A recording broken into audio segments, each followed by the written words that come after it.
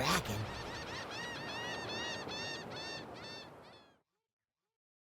Welcome to episode 92 of the Good Kraken Show. I'm Devin Stanford, aka Brevin the Dude, aka 5-Star Man, aka the Inevitable One. Joined today by my screaming Polynesian, aka Ernell Pearson, aka Ocean Shrine. That's right. How you doing, baby? How you doing? How you doing? Hey, Happy hey. birthday. Happy Deventine's Day, baby. How you know, doing? thank you, Dog, thank you. you're a fresh fucking 18 now. You know what I mean? Like Fresh 18. Fresh 18. What are you gonna do now that you've graduated? No, I'm 21 again, guys. I'm 21 again. That's what happens. Just so everybody knows, I'm officially 30. Yeah, I know I'm old. I'm, video games. Yeah, cool. Sure. For the next decade, I'm just 30. Okay. Yes. Of Just course. 30. Sure, I'll take it. I think that's fair. That beautiful lion tamer we have down there is none other than Garrick B. Eaton. His real last name is Eakin, also known as the Vermilion Beard. And that's Yo, I got a cat. This This cat's taking me She's out, dude. vibing, look at him dude. caressing that pussy. Cardboard King in chat. Squid Squad hype up. Let's Squid go. Squad, Let's fucking official. go, dude. Mike, thank you so much for the subscription. We appreciate you, babe. We appreciate you. Devin, tell the people at home, what'd you do for your birthday?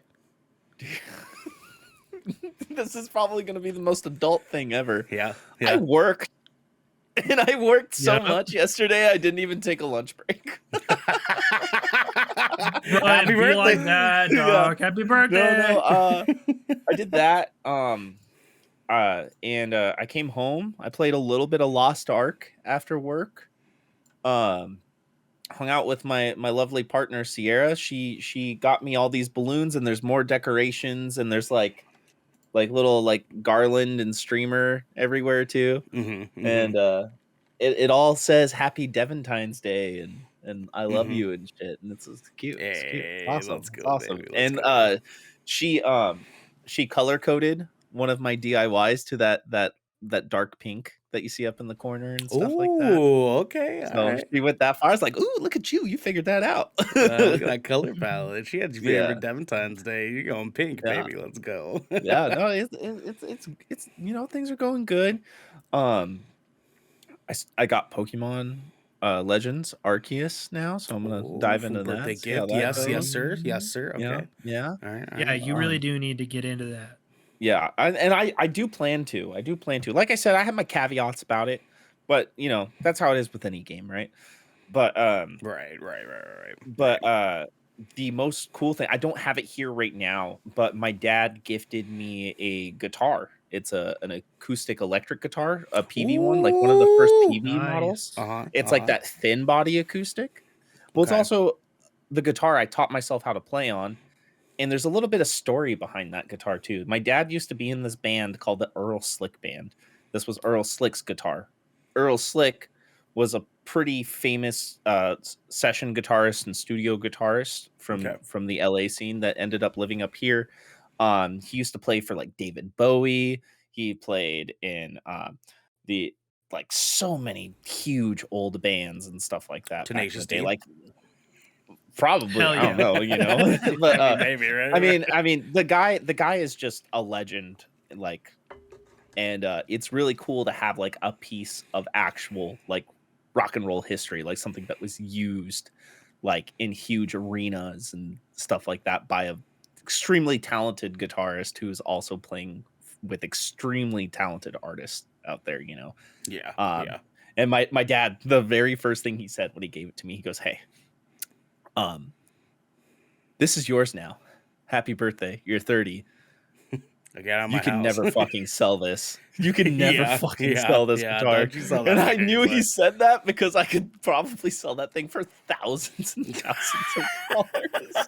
Don't let anybody touch it or breathe on it. Yeah. He goes, I've thought about selling it because it's really like you do that and it can change some things for you. But don't you fucking sell it, is what he said. He said, listen, you could do that and it would probably be a good idea, but don't do But it.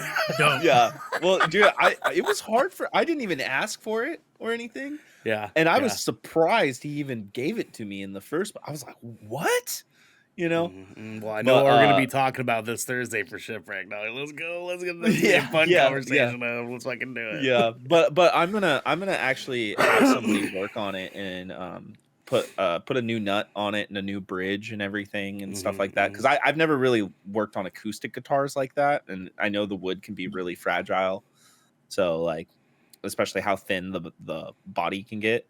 So Sure. I'm gonna pay somebody to take care of that thing, and I'm just gonna not tell them whose it was and stuff. You know what I mean? Yeah, just say, listen, you don't want to fuck this up. You don't want to fuck this up. Like, yeah. Treat this guitar like it's the most expensive guitar you've ever touched. Yep. Yeah. Well, Yep.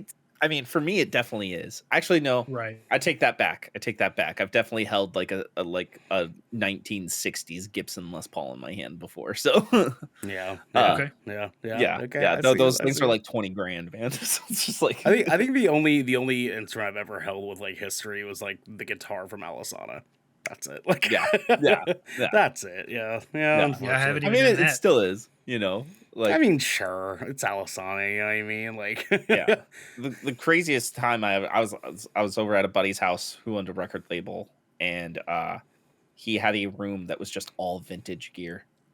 And he had the audacity to tell me, he's like, yeah, if you ever need anything like for a session or a recording or need to use some gear, just let me know. And I looked at him and I was like, I'm never going to be responsible for one of these $10,000 guitars. Fuck that. Sure. Right? You're like, I don't even want to touch it for too long. Yeah. That's Let what she alone said. have a room full. This is the Good Kraken Podcast, your choice for all the nerdy video game and pop media news, reviews, and discussions that you want to hear live every Tuesday at 7 p.m. Pacific Standard Time and Saturday at 12 p.m. Pacific Standard Time. If you're riding this wave, you can head on over to patreon.com/Good Kraken Show, where you can submit questions and topics to the show, get exclusive post-show content, and have early access to episodes before they go live on podcasts and video services across the digital sea. Yarg. But if you've emptied your pockets for the latest and greatest in entertainment, that is totally fine. You can watch us record the show live right here at twitch.tv/Good Kraken Show. If you're watching live, you have a very important job. You can head on over to our fact check channel in the official Good Kraken Discord, where you can keep us humble and correct us when we screw up information during the show. Let me see that Discord and chat, baby. If you have Amazon Prime, you also have Twitch Prime, and we would love for you to give that to us to help keep us pushing out content for all of you listening or watching at home. You can also support us by going to our YouTube channel, clicking that beautiful bell and big red button, or by subscribing to our podcast channel by searching Good Kraken, ! And leaving a review there. Review. Garrick! Wide. Yo, everybody. Go check out our latest trailer reactions. This last Super Bowl had some hype. The Super Bowl. The Super Bowl. The Super Bowl. Sports ball. Sports ball. Yay, Let me Christmas. some Really foosball, hype Bobby trailers. Boucher. I don't know about that. My mama always said that was the devil. See, you got But, all them teeth and no toothbrush.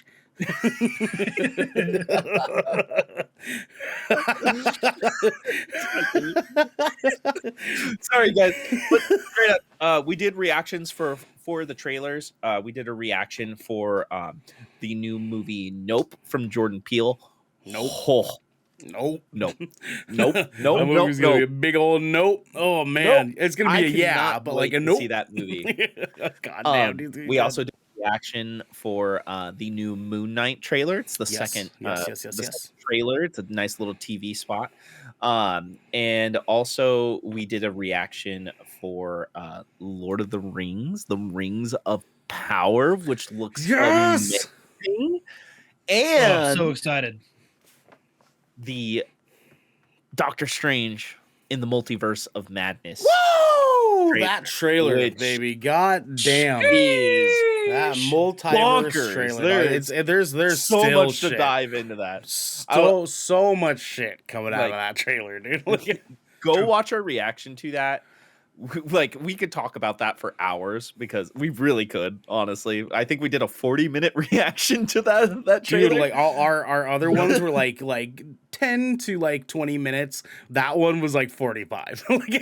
Yeah, no doubt. We dived Worth it. into that hoe, dude. Like and like even the last couple days too, we keep messaging each other like in Discord and text messaging and just privately. We're like, "Yo, it could be this. Oh, it could be this. Mhm. Oh, it could be that." Mhm, You know, it's crazy just because that movie, it just has so many different directions it can go. It's like unfathomable about the amount of things that they could do in that movie, right? Yeah. Like, yeah. it's literally what they can do in that movie is like the same thing as Doctor Strange looking at how many possibilities they have of defeating Thanos in Infinity War. Of course, You know, of course. but speaking of Infinity, we got some little waves coming up Hey, because the let's ocean Let's go. has little waves and it's infinite. go. That's Yo, my Garrick. sound. That's my sound of the ocean. Tell the people what's up. Y'all hurt me. That's what's up. Garrick, what is Like Little deep Waves? down inside. Little Wave is our segment where it is small news pieces that weren't necessarily long enough or quite important enough for to dedicate an entire segment for. So this is a collection of small news stories for us to share with you guys. It's lit. It's lit. Let's do it. Our first little wave is going to be Ahsoka series sets up Thrawn as the villain.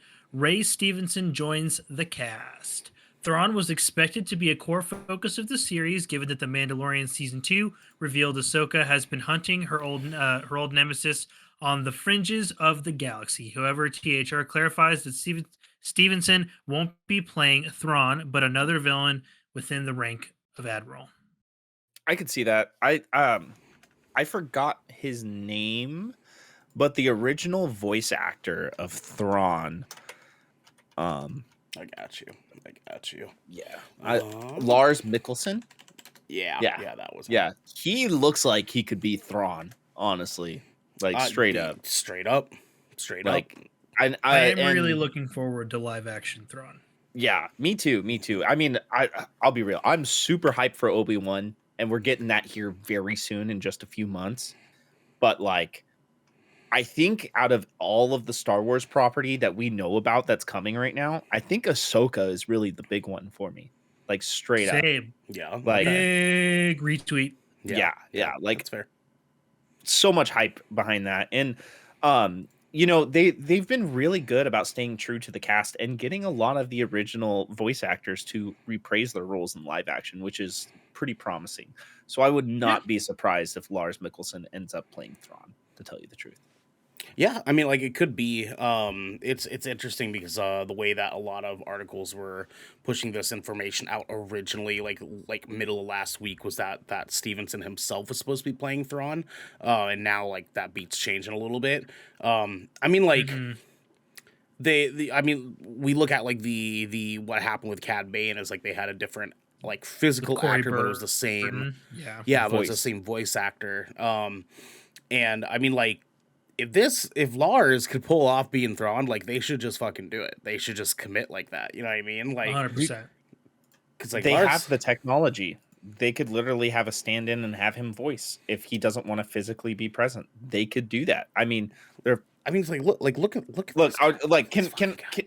can we take the embargo off of spoilers? Is that okay right now for Boba Fett? For Boba Fett, don't go too deep. But I'm not going to do any story beats, but I mean, we saw him in Mandalorian season 2 anyways. I mean, look what they did with Luke Skywalker. Yeah, You know, yeah. like if they can do that, then and what they did with Cad Bane, then they could do that with Thrawn too, ultimately.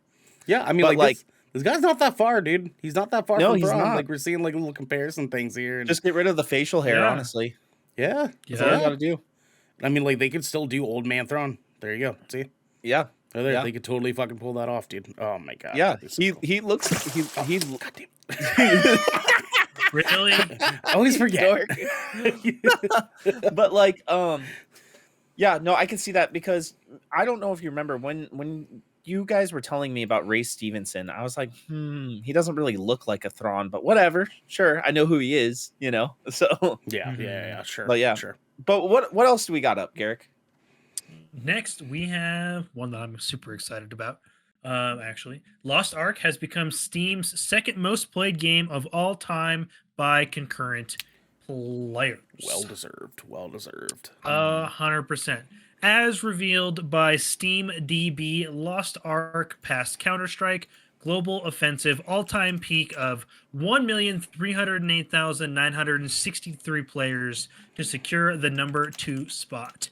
Considering these all-time peaks tend to happen around a game's release, it may be quite an uphill battle to take down PUBG's record of 3,257,248 players at one time. That aside, it's an impressive feat for an MMO that is developed by Smilegate and Tripod Studio and published by Amazon Games. It's litty. Yo, everybody's playing this.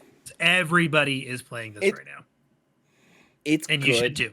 It's good. I have other things that I want to talk about regarding this game later, but it's free to play, which is free to play. I'm not surprised at all about that concurrent player count, especially for a free to play game, and it's a very well polished free to play game. It looks very, very good. And had what I think 2-3 years it was out in the UK before it ever hit here.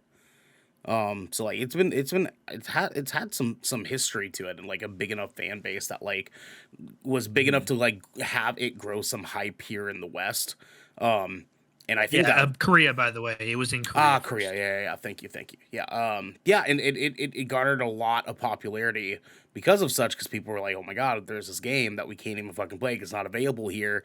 It looks great, and I can't wait to get my hands on it. So when they dropped, it got nutty. It got a little bit nutty there for a second, but it is well worth it, dude. Like this game looks really, really good. But I don't want to dive too deep because we'll be talking about it later. We're talking about it later. Yeah, we will be talking about it later. But good for Lost Ark. Yes, congratulations to them. All right, next up on Little Waves, we have Uncharted movie starts its international box office run with 21.5 million.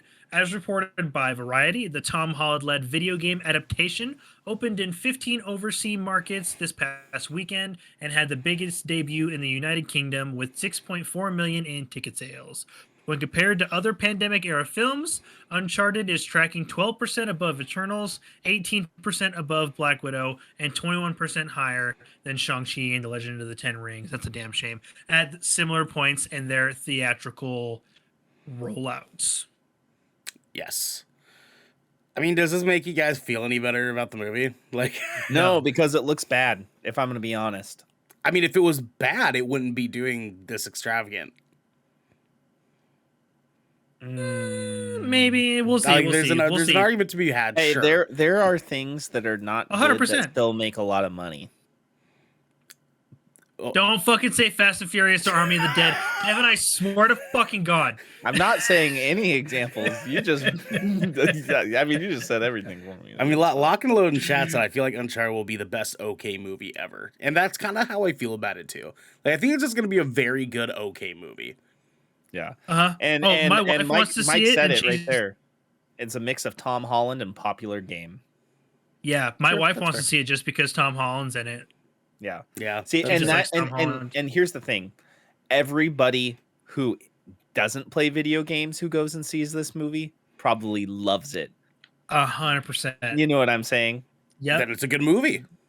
Yeah, but for Yeah. story continuity here. Sure. I mean, like the thing is though, is like we got to start making a better habit of like separating that stuff. You know what I mean? Because I can't it's with the video game movies. it's though. the same argument. Because like me and Garrick could sit here and It's be like shitting our it's pants. like a book adaptation too. Like it's Yeah. the same thing. Yeah. Like me and Garrick could be over here shitting our fucking pants over them making Galadriel like a leader of the Elven army, and she was not that in the books. So it's Yeah, like that shit ain't canon at all. But I don't It's- give a fuck. but it's tight. So like I get over it, you know what I mean? Now what I'm more worried about is Mark Wahlberg really gonna play a good Sully? Arguably. I'm a beat cop in Boston. I'm a Yeah, Optimus I'm Optimus kinda over Prime. Mark I did desk pops. I'm a peacock. You gotta let me fly. Go ahead, Garrick. I'm sorry. Yeah, no, you're good. Dude, I'm so I can make fun of him.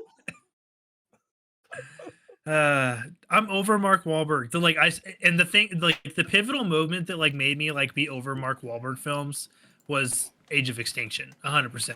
Oh, Like that movie came out, and I'm like, I don't need any more Mark Wahlberg ever.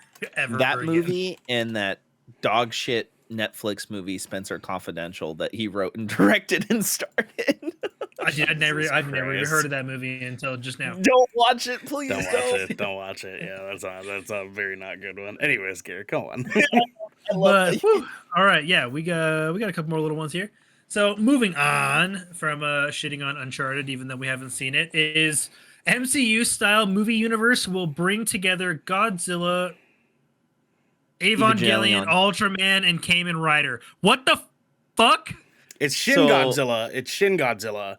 It, But Yeah, it it's was a thing. I amazing, don't by care. the way. Y'all I need don't to care. watch that. Yeah, Did you watch don't the care. anime? I didn't watch Did you all watch of it it? yet. I didn't watch all of it yet. Yeah, the movies and series they did. Yeah, well, it's all Yeah. separate from each other. It's all separate from each other. But the Shin Godzilla anime is great. Yeah. Yeah. Yeah. It's really Yep. really good. Yep. But Ultraman and Godzilla, they've combined them in the past. You know, Well, they Of have. course. Before we dive into it, Garrett, give them the rest of the details here. I was like, yeah, Okay, let's get the deets in. Let's get the deets in. As reported by Kotaku, the newly announced project was launched by Toho Studios together with Kara Subahara Productions and Toei in a bid to connect all the movies bearing the Shin prefix in their titles. The project's official website launched with a colorful new visual drawn by Mahiro Maeda, featuring the 4 figureheads of the Japan Heroes universe. Yo, that's really hype. Have you watched the Ultraman anime? Yep. Oh, Yep. long time That ago. shit's dumb. There's a yeah. newer Like, one it's so too. good. Oh, there's a Yeah, newer one? yeah. Oh, Yeah, There is there's a a newer newer one. one on Shit. Netflix. Like It's new a one. Netflix Yeah, original. yeah. That's the one I'm talking about. It's Is good. The new one. Yep. And of course- it makes you anxious. A lot of anxiety. Yes. Yeah. A lot of anxiety. Okay, It's kind of okay. like it kind of has the new Ultraman has like Devilman Crybaby vibes.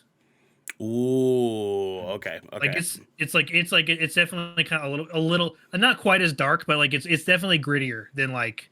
But dude, Evangelion's that is literally that's the king of all mech animes, in my opinion. Oh, dude, Yeah, yeah. that- The fucking that's gonna cult be- classic.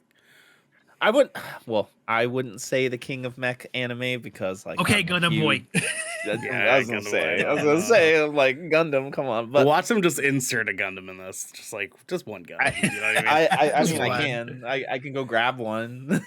No, we know you have. We all have fucking Gundams, Devin. Anyways, Yes.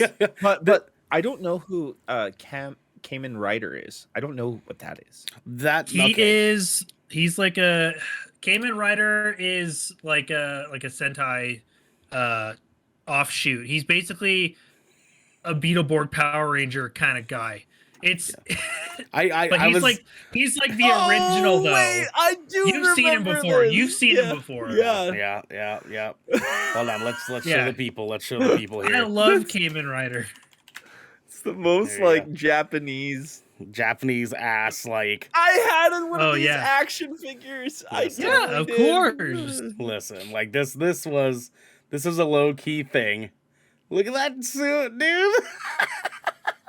Oh, dude, the Kamen Rider suit is ridiculous. I love it, dude. I love it so much. Yo, this is hype though. This right here. Rider. Yeah, that's a hell of a mashup. I'm really That's a excited for that. throwback, man. I haven't heard of Kamen Rider since I was a kid. Yeah. You know? Yeah. Yeah. There's I found not it. a lot I of found it. new That's the toy Kamen I Rider had. content, you know what I'm saying? I found the toy I had. Oh my god, of course he did. Of course he did. Oh, Garrick, jeez. before you move on to the next one, could you lift your mic and move it away from you about like half a foot? Try talking. Is that better? Oh, that's so much better. Okay, yeah. It's because the cardioid part of your microphone is like below your cone, so it was like sounding a little bit more tinny again. Yeah. So that where the logo is on it, yeah, you gotta have that face in you. There you go. There's a Kamen Rider Switch game. No shit. Oh my god. No It's called shit. Kamen Rider Memory of Heroes. Dude, even Mike in chat's like, yo, that's an early childhood memory, dude. Seriously. Yeah, dude, Yeah. core memory unlocked. Yeah, dude. Yeah. Anyways. Wow. Yeah, but yeah, I'm excited to see how that all works. Yeah, especially Evangelion and Godzilla, like, and with that Godzilla monster universe too. You know, it's just. Yeah, no, that's Ooh, gonna be lit, dude. Do we That's know gonna if be this is lit. going to be animated or live action? I'm gonna guess animated based off of because Toho Studios, I believe is they do they're an anime. studio. Yeah, I have watched many of their productions. But I believe okay. they are the one that did the Shin Godzilla anime. Correct. Yes, they are. Yeah. So yeah, it's gonna be their art style. So that Shin Godzilla anime, like I only watched a couple of episodes and it was like a bop. I just didn't have time to finish it. But like, imagine that artwork with Evangelion. Yeah, And, it's and gonna like, have, Oh, dude, it's gonna go so hard. it's gonna be that art style that they do in the Shin Godzilla anime is very much like the way that they do Demon Slayer with like that 2D 3D plane, but it doesn't have as hard of outlining that Demon Slayer does though. Right. Which kind of works in his favor too. Before we move on, I just want to note like how fucking funny it is. We watched Garrick shit his pants over this as he was reading it. Like as he was reading, he stopped. He got to Evangelion and he stopped. He was like, "Bro." Anyways, Garrick.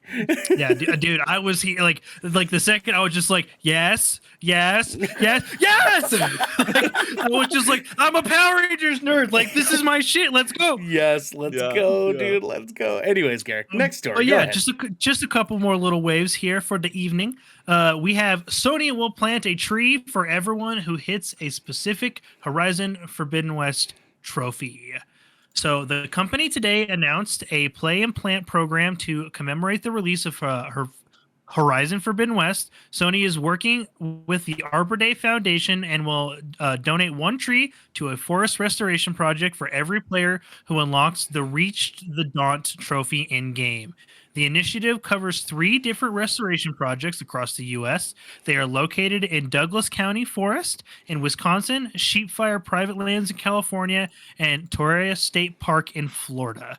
In Douglas County, the surrounding communities and habitats are at risk as a result of the previous deforestation, which has destabilized the forest watershed protecting abilities. Sweet. Fuck yeah, This dude. is awesome. Fuck yeah. More stuff like this should be done. Save our planet.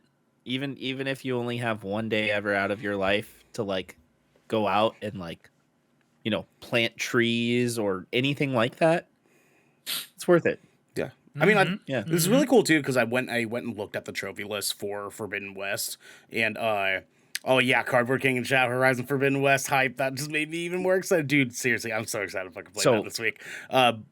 But I went to look at the trophy list, and this specific trophy is just one of the story beats trophies.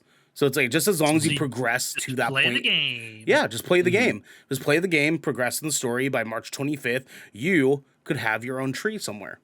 You don't get to do anything with it, but you get to have your own tree. You get to do something for the planet, and that's tight. And that's cool. You know what I mean? So I've been actually reading and watching a lot of the reviews that have been coming out. I'm gonna get this game on PS4. It's not gonna be PS5, but it's I'm gonna get it. Oh yeah, that was the plan for me as well. I'm gonna get it on my Pro. I'm okay with a 30 FPS. Like Oddly enough, Dying Light 2 proved to me that 30 FPS can still look good in a game. I can't do it anymore. Dude, I seriously, can't. I it can. can't. Like, I can't do it anymore. listen, Devin's being a Like, ninny, and I get it, but No, like, no, it's not even that. It's just my yeah. PC. My PC plays most games at 120 and 140 frames. Oh So my when God. I go down Once I to drove a Lamborghini, I can't drive a sedan bro, anymore. it like Look, just you guys physically want to hurts know what my else eye. is going to be probably a fancy 120 FPS bullshit? This Blade Runner 2099 live action TV show that's in development on Amazon. There you go, okay. Tell them about it. Tell people about it. So, according to Deadline, the new show called Blade Runner 2099 is a follow-up to the recent Blade Runner sequel with Ridley Scott on board as executive producer. As indicated by Blade Runner 2099's title, the latest installment of the neo-noir sci-fi franchise will be set 50 years after the film sequel they revealed. Does this do anything for you guys? Do you guys Yes, like the Blade Runner absolutely. films? Yeah, Absolutely. I think there's a lot of really cool stuff to be had in this. I mean, like we saw the last Blade Runner movie was a fucking feat and a half, dude. Like that movie was beautiful. It was very, very well put together. Like it did a lot of really crazy, dope visual stuff. And I think that even though this is not gonna have necessarily the same production team, there's Blade Runner fans are like deep fans. They're like dudes that have been committed to this fucking franchise for a really, really long time. And like I think that this only gives us more of a chance to really expand on that story, especially with someone as good of a magic maker in the movie industry and show industry as Ridley fucking Scott. Like, I mean, listen, it's I The get it. He's a Last fucking Duel. crybaby, but he's good at what he does. You know what I mean? Like, Yeah. and The Last Duel actually reviewed really well. So it's not like the movie was bad. Like you know, like Ridley Scott does good things, and as executive producer, he's only gonna do great with this too. I just think that like yeah, this universe deserves more expansion, like more stories in its universe, and I think that's worthy. I think Well, that's it's like I love Blade Runner. Like to me, this being a show is as hype as The Last of Us. To me, you know what I mean? Like this is that same caliber, of entertainment for me because for one, I love dystopian sci-fi. It's one of my favorite settings. That's why I love Fallout and yeah. all that kind of It's stuff. a reflection on how he feels inside. It's true, I'm dead inside. but I'm excited because like Ridley Scott like did prove that he can produce and direct a series very, very well. Raised by Wolves, phenomenal show. Ridley Scott, Alien Universe. It's actually really good. If you haven't watched it, I suggest you do. There's a second season coming out here soon. Yeah. But yeah, no, this is nothing but good news to me. And like, I mean, we just saw the trailer for Rings of Power with the production capabilities that Amazon had for that. So Yeah. I wouldn't be surprised, especially for a series that has such a cult following that want to protect Blade Runner. Like, Yeah. I'd be surprised if it had, low to mid tier budgeting on it. It's probably going to be a spectacular visual experience. I think Amazon's starting to get it figured out. Like it was a bit of a slow beat, and like they're gonna have some bumps still, but I think they're starting to get their production stuff figured out a little bit. Like, I mean, even a fucking Netflix for a long time, their fucking production was not as great as it is now. Like, Nope. Yep. like they started out like giving us just dog shit production, Yeah. like for quite a bit there. I Which, think Amazon's gonna figure it out. They'll take a little bit of time, but I do know that they know that they can't do this franchise injustice because it's like, yeah, this is one of the oldest, most like, popular dystopian science fiction fucking stories ever. And it would be a fucking riot if they did not do this well. You know what I mean? Yeah. I mean, plus with Harrison Ford being associated, there's no way he's going to be in this. Come on, Harrison Ford's dead unless they turn him into an android. Like, but that on top of the fact that I highly doubt that like Harrison Ford wants to be on a fucking Amazon TV show production. You know what I'm saying? I mean, fair. I mean, who knows? They're a lot of streaming services are getting big name A-list actors and actresses now to like be in their movies and TV shows. So I mean, like Amazon hasn't really hit that point for their exclusive content yet. You know what I mean? Like they might. their animated stuff, sure, they've gotten some pretty decent voice actors, but for like the live action stuff, now granted, the live action stuff's still pretty fresh, so they haven't really had a chance to like really like start grabbing John those people. Krasinski? Oh, one. Oh, yay! I'm just saying, Yay, right off we the have top of my one, head. and he's John Krasinski. Yeah, amazing actor. Yeah, he's not fucking Bruce Willis. You see how he's fucking doing. Anyways, I digress. Bruce Willis is old as fuck. Fuck him. Dude, literally, like, Go make another Die Hard movie, Bruce. My mom. Oh, wait. I'm sorry. That's Red. I'm kidding. My mom was helping me with my car problems earlier on today, and I come into the living room and I'm like, "Hey, mom," she's like, "Hey," and she's watching Apex, this like shit Bruce Willis movie, and I was like, "How is it?" And she's like, "It's not. It's." And that was great to streaming services. So if Bruce Willis is doing shit like that, it's like Netflix B movie. Like that's how bad it was. That's how bad it was.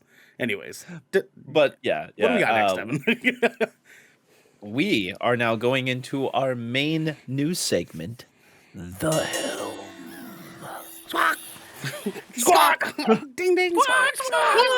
Squawk! Yo, Ernell. What's up, Devin?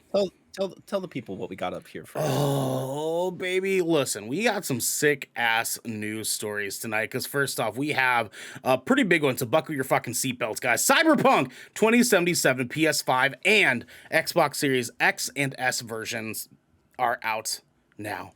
This comes from Joe Scrubbles over at IGN, and he says this: the long-awaited PS5 and Xbox Series X and S upgrades for Cyberpunk 2077 are being released today. The game will also get a free trial version, free DLC, and a huge 50 gigabyte 1.5 patch for all platforms.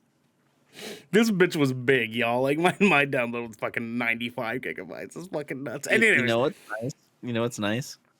That extra 120 gigabytes of space you get on the Series X.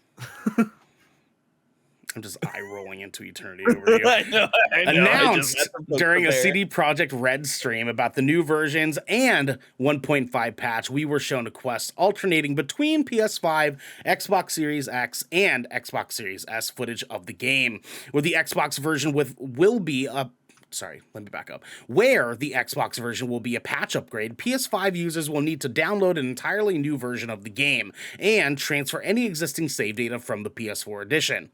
PS5 and Xbox Series X games will offer performance, prioritizing 60 FPS or ray tracing modes, while Xbox Series S will only offer a single 30 FPS 1440p mode, which is fine.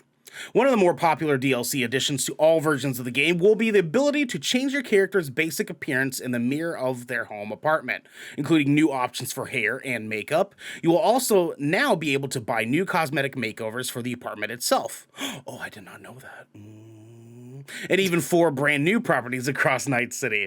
Those properties can also see your romantic partners in the game dropping in to stay the night. No way I get to see Pan Am again. Anyways, another piece of the free DLC adds new weapons to buy from Wilson's gun store, added after you meet Takamura in the game story. The game devs also said there would be some quote-unquote secrets left to find that have been added to the game.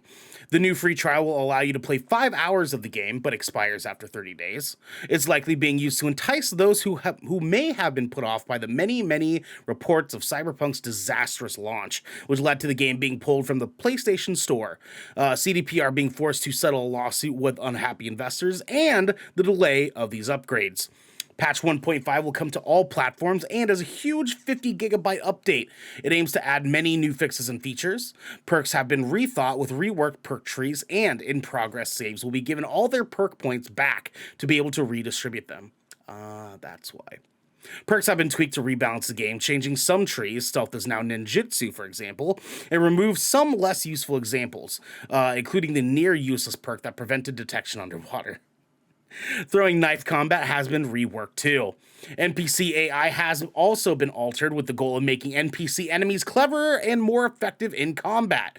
NPCs both on foot and in cars will panic more realistically when faced with dangerous situations.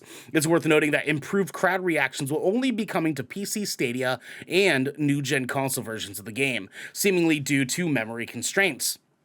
Wow, it's like it shouldn't have come out on last gen or something.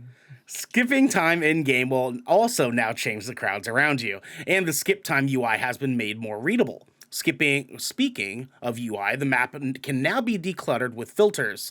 Driving has also been changed, with vehicles apparently tweaked to make them feel heavier, brakes made more effective, and visibility increased when driving in first person.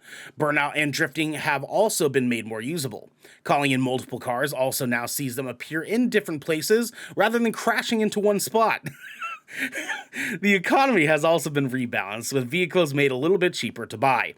A number of leaks before and after the announcement of the stream had all but confirmed we'd see the new gen versions today. CDPR has been promising new gen versions of Cyberpunk 2077 since before launch, originally scheduled for the latter half of last year. However, that delay saw Cyberpunk's upgrade pushed back alongside a similar upgrade for The Witcher 3 Wild Hunt, which is now due to arrive between April and June 2022. CD Projekt has now released a huge list of today's exchanges, which you can now view in full below. And you can check that out on the IGN website. This article by Joe Scrubbles. Go check that out if you need an entire list of all the patch notes. We'll give you guys a link in chat to that article. Oh, there you go. Perfect. Thank you, Devin. Thank you, guys. Yeah, if you guys need to check out that stuff too, I can, if need be, I can put it in the descriptions for the episode and stuff. But anyways, I don't want to dive too deep into my time with it because I will be talking about it during hands-on. But cool. I mean, like, it fucking took them long enough. But you know, this is what I've been waiting for. Mm-hmm. I've talked about it so many times on this show. This is what I've been waiting for. I got this game on Xbox One before I had a 3060 or a Lamborghini, or a Series X. You know, before you were only able to play games at 120 FPS. You know.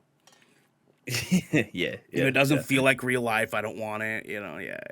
Blame Logan for that, though. You know, but like. He turned me. But yeah, no, I've been waiting for this, and I fired it up for a little bit pre-show, and I noticed the differences right away. I was running it on performance mode. It was great, just extremely stable 4K 60, updated textures, way more AI, way more people walking in the street and stuff like that. Didn't do a whole lot, but honestly, it's like, I know we're playing Zoobies tonight, but guys, dude, come on. I was like, I almost want to play this now because like I've been waiting a whole fucking year. Wait until our hands on before you make that decision. Yeah. But yeah, no, I just haven't even played this game. So I'm looking forward to actually being able to like play this game at what it was supposed to be at launch. Yeah. That's fair. Yeah. Garrick, does that do anything for you? I don't know. Like, did you even play Cyberpunk? Were you even interested in Cyberpunk? I put 20 hours into that thing, and I've never been like, I was like No Man's Sky level of disappointed with that shit.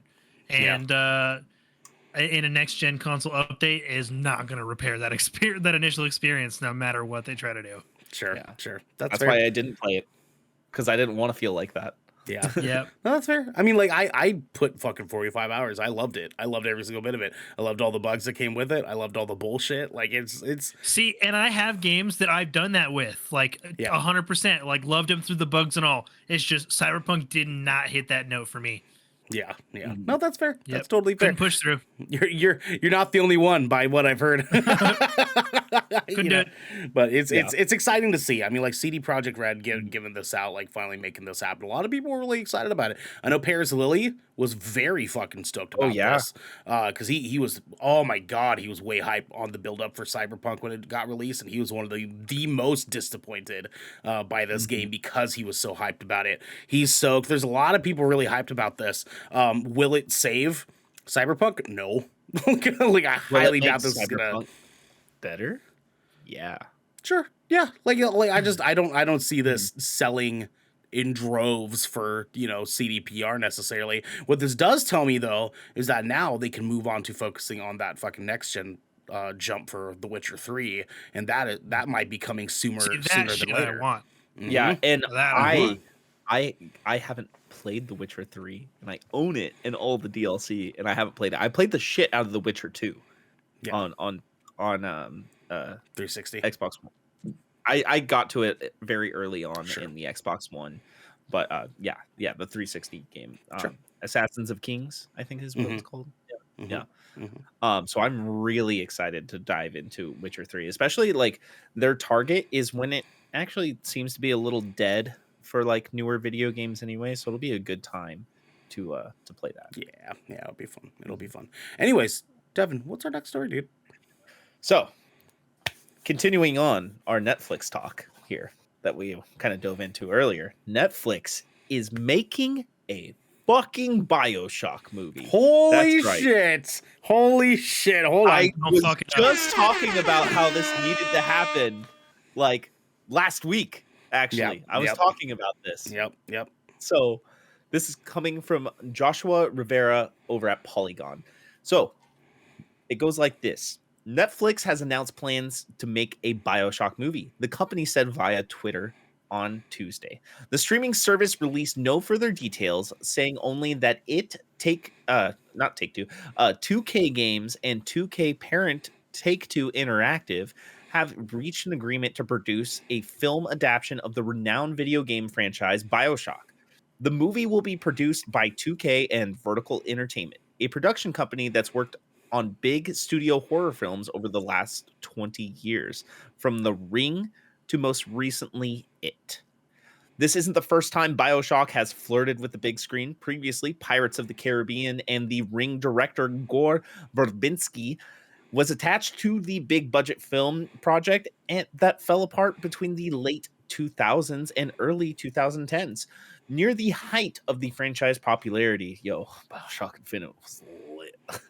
The film's plot, talent, and timeline are all currently unknown, but as the wording of this brief statement refers to the BioShock franchise, it seems all cards are on the table as far as source material goes, from any aspect of all three release games to a wholly original story. A new BioShock game is currently in development from 2K's Cloud Chamber studio, although no release timeline has been made public. Devin, did you know that it it takes two for Take Two and 2K to take It Takes Two from It Takes Two? Stop. I'm so stupid. I'm sorry. Anyways, boys. Garrick, you're the quietest here. Are you hyped for this? Are you hyped for this? Absolutely, dude. I this fucking doing love it? the Bioshock franchise, dude. Oh, let's I go. love Let's the go. Bioshock franchise. No, sorry, I was quiet because I was hyper focusing. Your mic is picking up some sort of weird audio, and it's bugging the shit. Is it? Ernell? Oh, And I don't know what it is. is But it? it's Oh, like wow. it's been picking up just like every time somebody talks like a little something. I was just like, I don't know if it's like leaking audio through or what, but it That's just drives me weird. Okay. bananas. Okay, all right. Which is all right. why I haven't been saying anything because I've been like, I'm just like that sound dog. Sure. It's so funny. I actually don't even hear it. Oh, geez. Here, let me do some stuff. You guys talk about this for a minute. I'll be right back.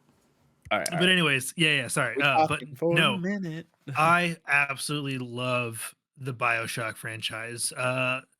I remember, and don't hold this against me because I'm not responsible for how I got these games, but like, my dad like bought a computer for me basically, right? And he had the guy build it, and the guy that built it, he was just like, oh, so I just put a bunch of games on there for you. Like he like preloaded the hard drive with some stuff. That's sick. I think I was like 12 or 13 at the time. And he was just like, yeah, he's like, I put all these games on your hard drive and like every season of South Park. And I was just a 13-year-old me was just like, let's go. Right? Yeah. And so he put Bioshock 1 and 2 on there, and that's how I was introduced to it. Dude, literally fell in love. Like finished both of them, like back to back them. and this has so much potential to be so gritty. I can't wait. I really hope the movie is based like post Rapture, like in the sense where it's in Rapture after the fall and everything. But for me, I hope that this franchise gets enough popularity off of what the new game they're working on and this movie, because I would love to see a series like a one-off series of the fall of Rapture. Like it That's fall. what I Oh, want like a this to prequel? be. Yeah, Like That's a what you want the prequel? movie to be. I want the Dude, movie I'd to be be cool that. with Yeah, that. yeah. Yeah. I would love to see that story because like the lore in the first game is amazing. Would you And kindly? would you kindly? Would you kindly? That shit got me Just so I fucked love- up, bro. good. So It's fucked so up. Love Bioshock. Yeah, that in that game, God. So it was one of the first games I got on the 360, and I believe that was 2007 when that game came out. So I was like, 14, maybe 15 years old. I was 15 because I got my first job, and with my first check, after 2 weeks, it was like 300 and something bucks. I went down to the local I'm mom getting and pop video Bioshock, game store, bro. and I bought a 360 with I got GTA 4, Halo 3, and Bioshock. Those were my first 3 games on 360. Oh my god, I love it. When dude. did Bioshock actually come out? I want to say it was like 2007. I might have been 16 actually. I'm gonna Yeah, say no, I was 16. Let's say 2009. It's definitely it's 2000 something. That's for first game It's, 2007. August. 2007. Yep, August 2007. 21st, Jesus Christ. 2007. Yeah, so Yep. so I Christ. also would have been around 16 or 15 then, I guess, because Devin, Yeah. you and I are the same age. Yeah. But yeah, that's when I played that game, and I've been in love with that series ever then. I was a day Yep. one adopter with Bioshock 2 and day one on Infinite as well. Same. So Big retweet. Love big them. hype on this. Again, they have it's one of those franchises that they could do anything with, especially if you've played Bioshock Infinite. Every universe has a watchtower, guys. Yeah. Or lighthouse. It's a lighthouse. Yeah, it all comes back to the lighthouse. It all Yep. comes back to Bucker Do It. Bucker Do It. Such a and good Garrick, story. just to put your mind at ease, they're out there watching Bad Boys too. So I think you've been picking up explosions like from the living room. Oh, dude, it could be. I don't know, but like they're just being a little something. I was like, I don't know what it is, but it's driving me crazy. Yeah, I think it's just like little percussive moments. It's like coming in because, like, Bad Boys too. It's fucking explosions. Yeah. Like that's the Yeah, it's entire movie. explosions. It Love that movie, by the way. But Yeah. I great walked movie. out. I started dying because I heard the first they were at the scene where the cool camera rotation around while they're fighting the Jamaican gang like that. oh yeah. Around the doorway or whatever, and I was like, oh yeah, that's why. Yeah. That's why. Just exploded. Yeah. That makes sense. So I'm really excited to dive into our hands-on tonight as well. But before we move on to our next segment, I want to remind everyone they can support us over at patreon.com/Good Kraken Show, where they can get early access to this episode before it goes public. You can write into the show and you can get this episode ad-free. But if you're hearing this, they aren't on Patreon. So for now, here's a word from our sponsors. Sheesh. This piece of Good Kraken content is brought to you by Glide Mousepads. The world is changing, and the demand for PC gaming and work from home setups has never been as wild as it is right now. Having the best of the best in PC accessories only makes it easier to get your work done before you jump right back into the fray of the digital sea. And Glide knows exactly how to make it happen for you. Glide Mousepads is the future industry leader in mousepads, offering beautiful, smooth, and waterproof products made with eco-friendly materials and non-slip rubber in a variety of sizes that are guaranteed to help you get the next win. Is your battle rug just looking a little crusty? Is the mouse just not as smooth as it used to be?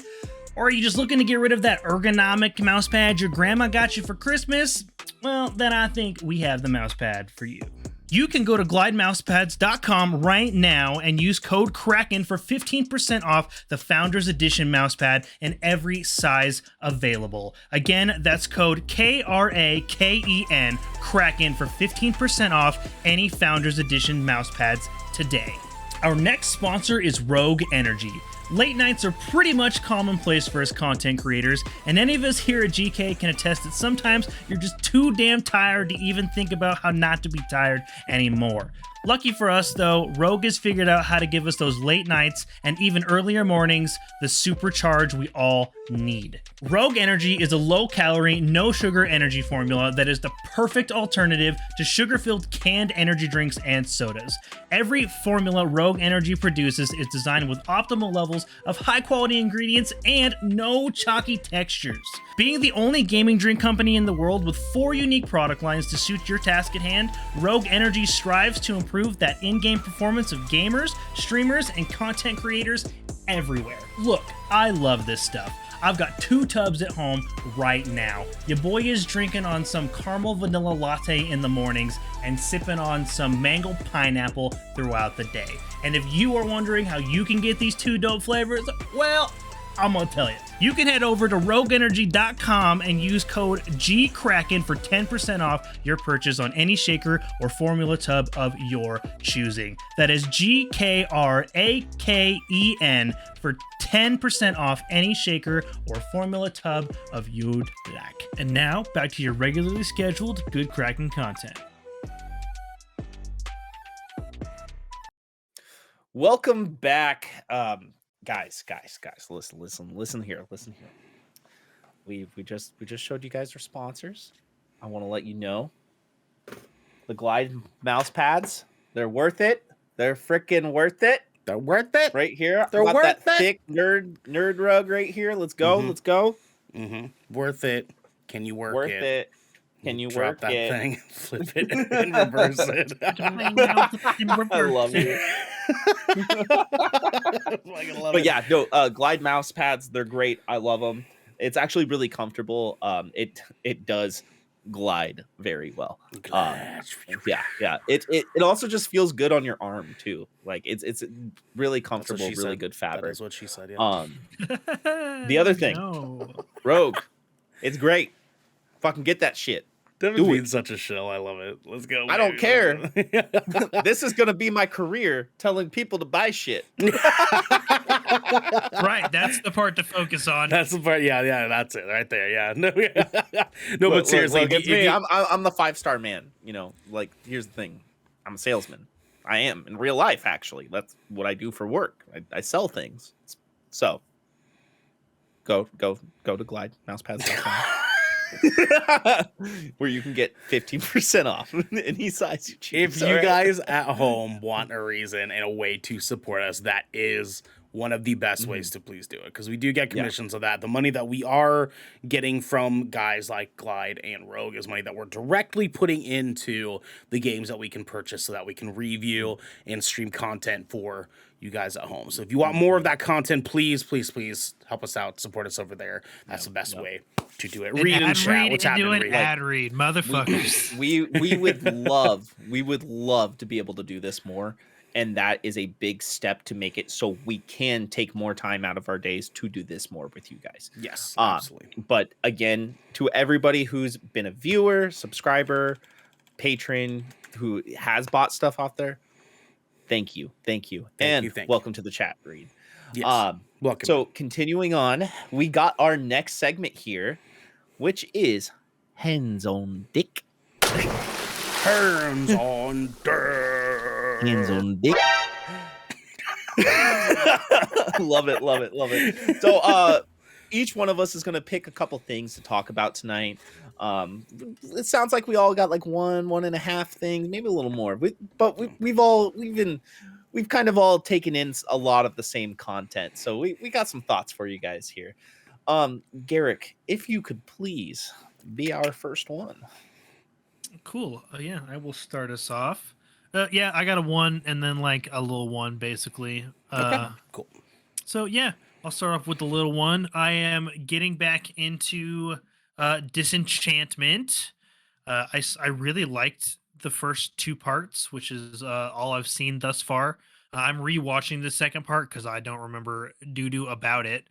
But this is it's like executive producer, created by Matt Groening, creator of The Simpsons and Futurama. If you haven't watched this show, y'all sleeping on like a really, really good comedy adult animation, like a really good one. It's don't go into it expecting it to be Futurama though, because of the parallel art style. It is not. Mhm. But it's got like a really, it's actually got like a story, like an actual, like it has it like a for real plot, like it's a real TV show, not just like episodic sitcom. So the show actually starts and it has places it's going. It's got like a really interesting world, and surprisingly it's pretty violent. It's a little, definitely a TV, it earns that TVMA rating it has over like Futurama and freaking The Simpsons. But if you guys are like, if you guys at all enjoy like irreverent humors, dark comedies, that sort of stuff, and you love adult animations, like that really so good. I really want to get caught up. They actually just released a new part, so they're on part 4 now. And the show's really just been going strong. The overarching story is really good. The fantasy setting is super interesting, and it's like it's almost paradoxical in a sense, but I love it. That is like typical Futurama humor of what it just showed in that trailer. Like the guy literally just stabbed himself in the head with the dude. Iron Throne. Like There's like so much stuff. Oh yeah. Yeah, I know exactly what you're talking about. Yes. Yeah. No, yeah, I've been interested in this show. I've been kind of looking at it. I actually started watching the newest season of The Simpsons. So it's like just like as a parallel right here. You know, so yeah, I'm definitely interested in the show. Yeah, no, you should check it out. The first part is really strong. Like it is, it's a super strong show. Like the story is it's like surprisingly, it's like one of those stories you're just like, this is a cartoon. Like it has like it's got like all the funny haha humor that you would expect from Matt Groening. Like it's 100% like on brand. But like the story's surprisingly good given the fact that it's like it's toted as like a comedy and a cartoon. Oh, and Eric Andre plays a demon, and like what's better than that? That's pretty fitting for him. I like the the character art style is very the character art style is very Futurama Simpsons ish. Yep. But I really like how the art style for the set pieces and scenes is like very old timey cartoon looking. Yeah, and like they're really detailed. Yeah, and Like, and it has the that backdrops are really detailed. Yeah, and it has that 3D animated look, like it's 2D characters in the 3D world, kind of almost like Bravely Default, or you know, like that game. Yeah. You know, Yeah. It's cool seeing that kind of style implemented in animation and everything. I hate it when it gets like heavy CGI anime art style though. Do you guys know what I'm talking about? Yeah, when you can start to this looks like somebody rendered this halfway. Yeah. It's too not about CGI. that. You're like, it's like, why are you so glossy? Yeah, not enough textures. they're on a pretty good direction with doing things like that after seeing Arcane on Netflix. So it's like they're getting some stuff figured out, because that fucking art, that, oh my god. Oh, Arcane was fantastic. I'm still in love with that fucking like, show, dude. Yeah, that is one of, like, as much as I love Clone Wars, the biggest thing I shit on is actually their animation sometimes. You know, yeah. You know, Yeah, just as an example, but I digress. yeah, sure. Garrick, what's your main one tonight, dude? Yeah, my main title. We've all kind of dove into this a little bit, and you guys feel free to chime in with your fellow experiences so far. Yes, sir. But I have at the moment let Lost Ark consume my gaming life. Yeah, I've seen. Like, I don't know. I'm sure you guys have noticed every time you get on Discord, if I'm logged on, it says playing Lost Ark underneath my name, and that's because I am. Dude, and I'm not even that far into the game yet. Like, soft cap is level 50 from what I understand, with like a hard cap of 60. I'm level 30 right now, and I'm like about to get my ship, and I'm like, yeah, man, you get a ship, And so after you get off the first continent, like the first island, you basically go from west coast to east coast, get your boat, and then like there's this huge expansive map, and you spend a lot of time sailing, and across the map there's also like just I think there's somewhere around like 100 just different like random islands, and it's just got weird shit on it, man. I mean weird shit. One of them's just a rave. Mm-hmm. Like the island's just a rave. It's a big That's rave. very Yep. Wow. That's very Korean MMO. Yeah, and then yeah, there's another one that's just full of sleeping pandas. That's very Diablo. That's very Diablo. Yeah, I was gonna Yeah. say I remember that. I didn't remember Like Cal the hidden- Cowland. Yeah, yeah. Yeah, it's like the hidden cow And level. so, but like, there's like, and like once you get the ship, you start getting into like around 30 or 40s when you start unlocking the end game content, which is like your raids, your guardian raids, your chaos and abyssal dungeons, where like they up the difficulty and. Dude, like the game environment is already ridiculously beautiful. That like they really took advantage of Unreal Engine with this game and polished the shit out of it. Yeah. This was going to be one of mine, so I'm going to talk about this with y'all here. Yeah, absolutely. Because when it comes to new content this last week, this has definitely taken that new video game spot for me as well. That art style too. As much as we're like, oh, that's very Korean of them, because like Korean MMOs, they got a look to them. There's some trope. Yeah, they definitely have like tropes. You're like, that's a Korean MMO, and then you listen to the dialogue and the voice acting, and you're like, definitely a Korean MMO. Because it's very like almost Final Fantasy. You know what I mean? Yeah, exactly. Almost Final Fantasy. Yeah, you're just like here's like if you were to like here's Final Fantasy, and like Korean MMOs are just like floating somewhere around here. Yeah. Like Yeah. And that's what I want to touch on is the art style is very reminiscent of like Final Fantasy smashed together with Diablo or like Warcraft, right? Yeah. It it literally to me like the game looks like you took it's like if you took Final Fantasy and just added a lot of like edge to it. Yeah. Yeah. I tested something out on it yesterday, actually, when our very own Joshy Boy Hood Ramsey were playing together, also known as Shreddy Mercury. When I was playing, I saw that there were gamepad settings when I was looking at keybinds because I was setting up my mouse and stuff like that. So I busted out the controller because I was like, I played Diablo 3 on console, so I played with the controller. Scrub. So, I'm just kidding. I didn't have a PC yet. I didn't have one. So, what a scrub, bro! What a scrub! Reported. Reported. Dodge roll. Yeah. So I tried it out, and the gamepad actually works extremely well. So your right thumbstick is a cursor. So you can move it around like you're moving shots.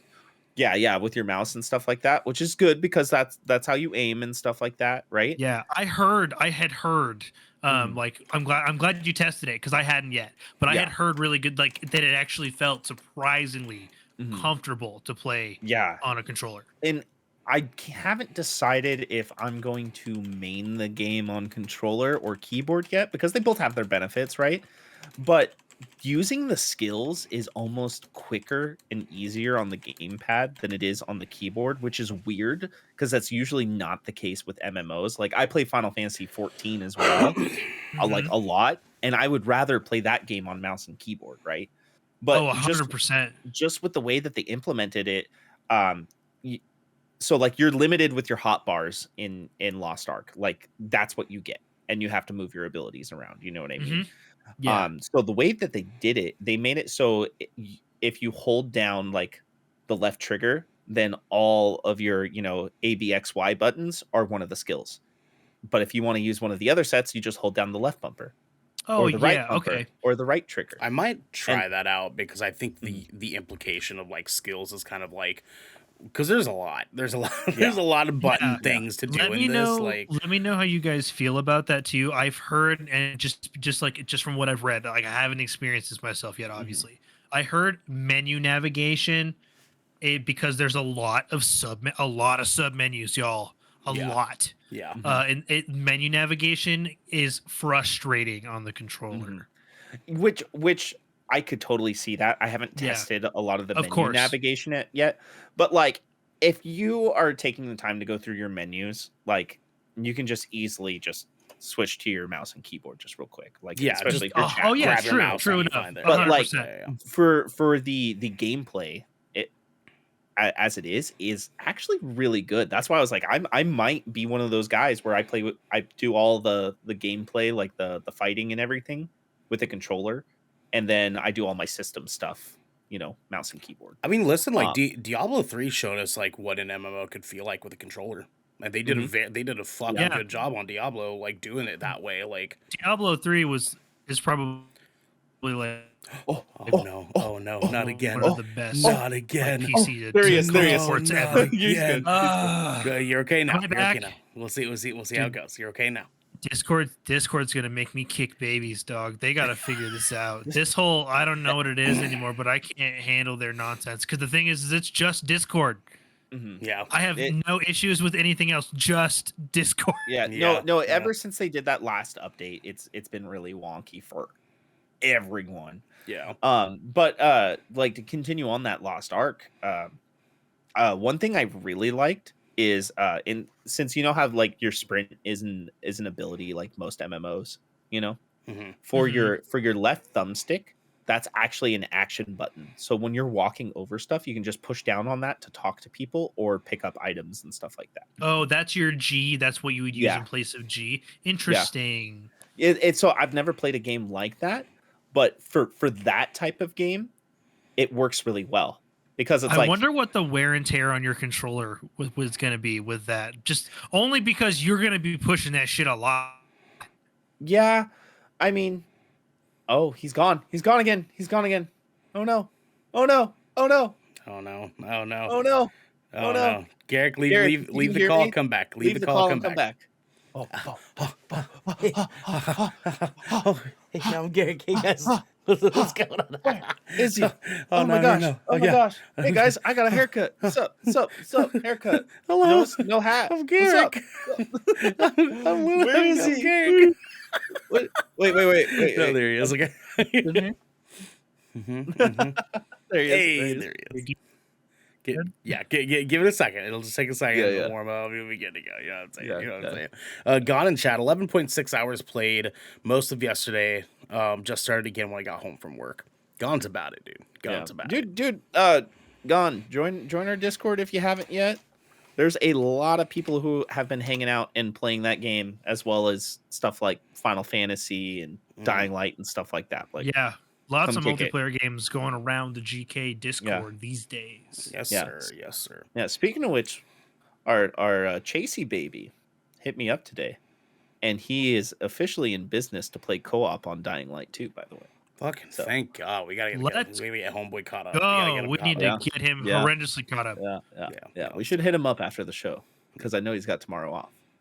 So, There you go. Yeah. Do it. Do it. Anyways. but my other thing, which is a little bit smaller for me, which will lead in. I know Ernell is going to talk about this pretty in depth, and we talked about it a little bit earlier. Cyberpunk 2077 next gen update. Can I get a hell yeah, brother, in chat, please? Hell yeah, brother. I said hell yeah, brother. Okay. So there you go. but brother. brother. Brother. So I only got a chance to sit down and try this for like 30 minutes. It was like, after I got off work, got ready and stuff before the show. I definitely noticed some differences. The definitely with the AI, I saw a lot more AI like being more like civilians and stuff like that. Kind of like with what you see in Grand Theft Auto, but like let's be real, Grand Theft Auto has mastered the world AI a lot more than anybody else in that sense. But I saw a little bit of that. I got in a car for a little bit because I wanted to test out the driving. The driving does feel way better. I hated how the driving felt previously because I've played so many other games. But that is better. I'm still in the very beginning of the game because I put that shit down because this is what I have been waiting for a year. So, but I my biggest complaint with this next gen update, my biggest one, it doesn't feel like the graphics are that much different between the Xbox One X edition that they had and the Series X edition, like when it comes to like their 4K and everything. Because before this upgrade was implemented, it still ran 4K 60 on the One X version of the game because it was already enhanced. So, I mean, they did put ray tracing in it. I only played on performance mode because I usually only play games on performance mode when it comes to that, because like we said earlier, I'm a shill to FPS, you know. So uh, but I'm excited to dive into this game deep and talk about it a bit more in the next week. But I mean, this is what I've been wanting, and I'm finally getting it. And my quick update before I hand this off to Ernell real quick. I finally am about halfway through season 2 of Ozark already. It's good. How many seasons are Good. there? 4. 4. Okay. All Yeah, right. it is a long show because every episode is at least an hour long. Yeah. Yeah. So I've heard. Yeah. So I've heard. Yeah, and like I usually like one episode a day, sometimes 2, but one episode a day. Yeah. Sure. Okay. Yeah, it'll also give you that visceral feeling that you get from playing The Last of Us. So there is that. Yeah. I like that. I like that a lot. Yeah. I like that a lot. So the first one I want to talk about tonight is actually my watching getting completely caught up on Euphoria season 2 yesterday. in one day I was burnt through that bitch. So What a day to watch it too, you know, on Deventine's Day. So, yeah, it was great. It was good. It was a good time. It was a good time. Yeah. On Deventine's Day? How hey, dare the balloons you? say How it. dare The balloons you? say it. There's a sign that says it too. It does. It does say it. It's We're not it's going to be back able there. to see it. We're not going to be able to see it. But Yeah, like, it's right there. There it is. It's dark. It's dark back there. It's dark Which as hell right? back there. You know what I'm saying? That's right. Yeah, just give me night That's right vision. there. I'll be the predator. And I'll see it then, Sorry, Anyways, old Predator. Season 2, Euphoria, I have absolutely adored so far. I don't want to spend too much time on it because I will probably do more of a conversation about when the season's actually over. But I loved the first season. I loved the special episodes they did in between the 2 seasons. This show talks about a lot of really, really fucked up deep stuff. It has a lot of like really goofy dumb moments too. But like the way that they establish relationships with the characters is just like a mastercraft with everybody that's like a part of the production of the show. Zendaya is a hell of an actress. God damn, is she an actress? And this show just shows her chops left and fucking right, dude. Like it's nutty. And all the other actors in the show are incredible. They do an amazing job. The story has been wonderful. I'm really, really excited to finish it off. If you are a fan of Euphoria season 1, like definitely get caught up on this. But if you were, you more than likely have been getting caught up on it. The only reason I was behind it all is just like waiting for my partner. Then come to find out, my partner was actually fucking watching it without me. God damn it! Damn. Dirty. I know. Did me wrong. Did me right. It was traitor. Like I can never hear you say that you haven't been up to date on a serious piece of content anymore because you're waiting for your partner.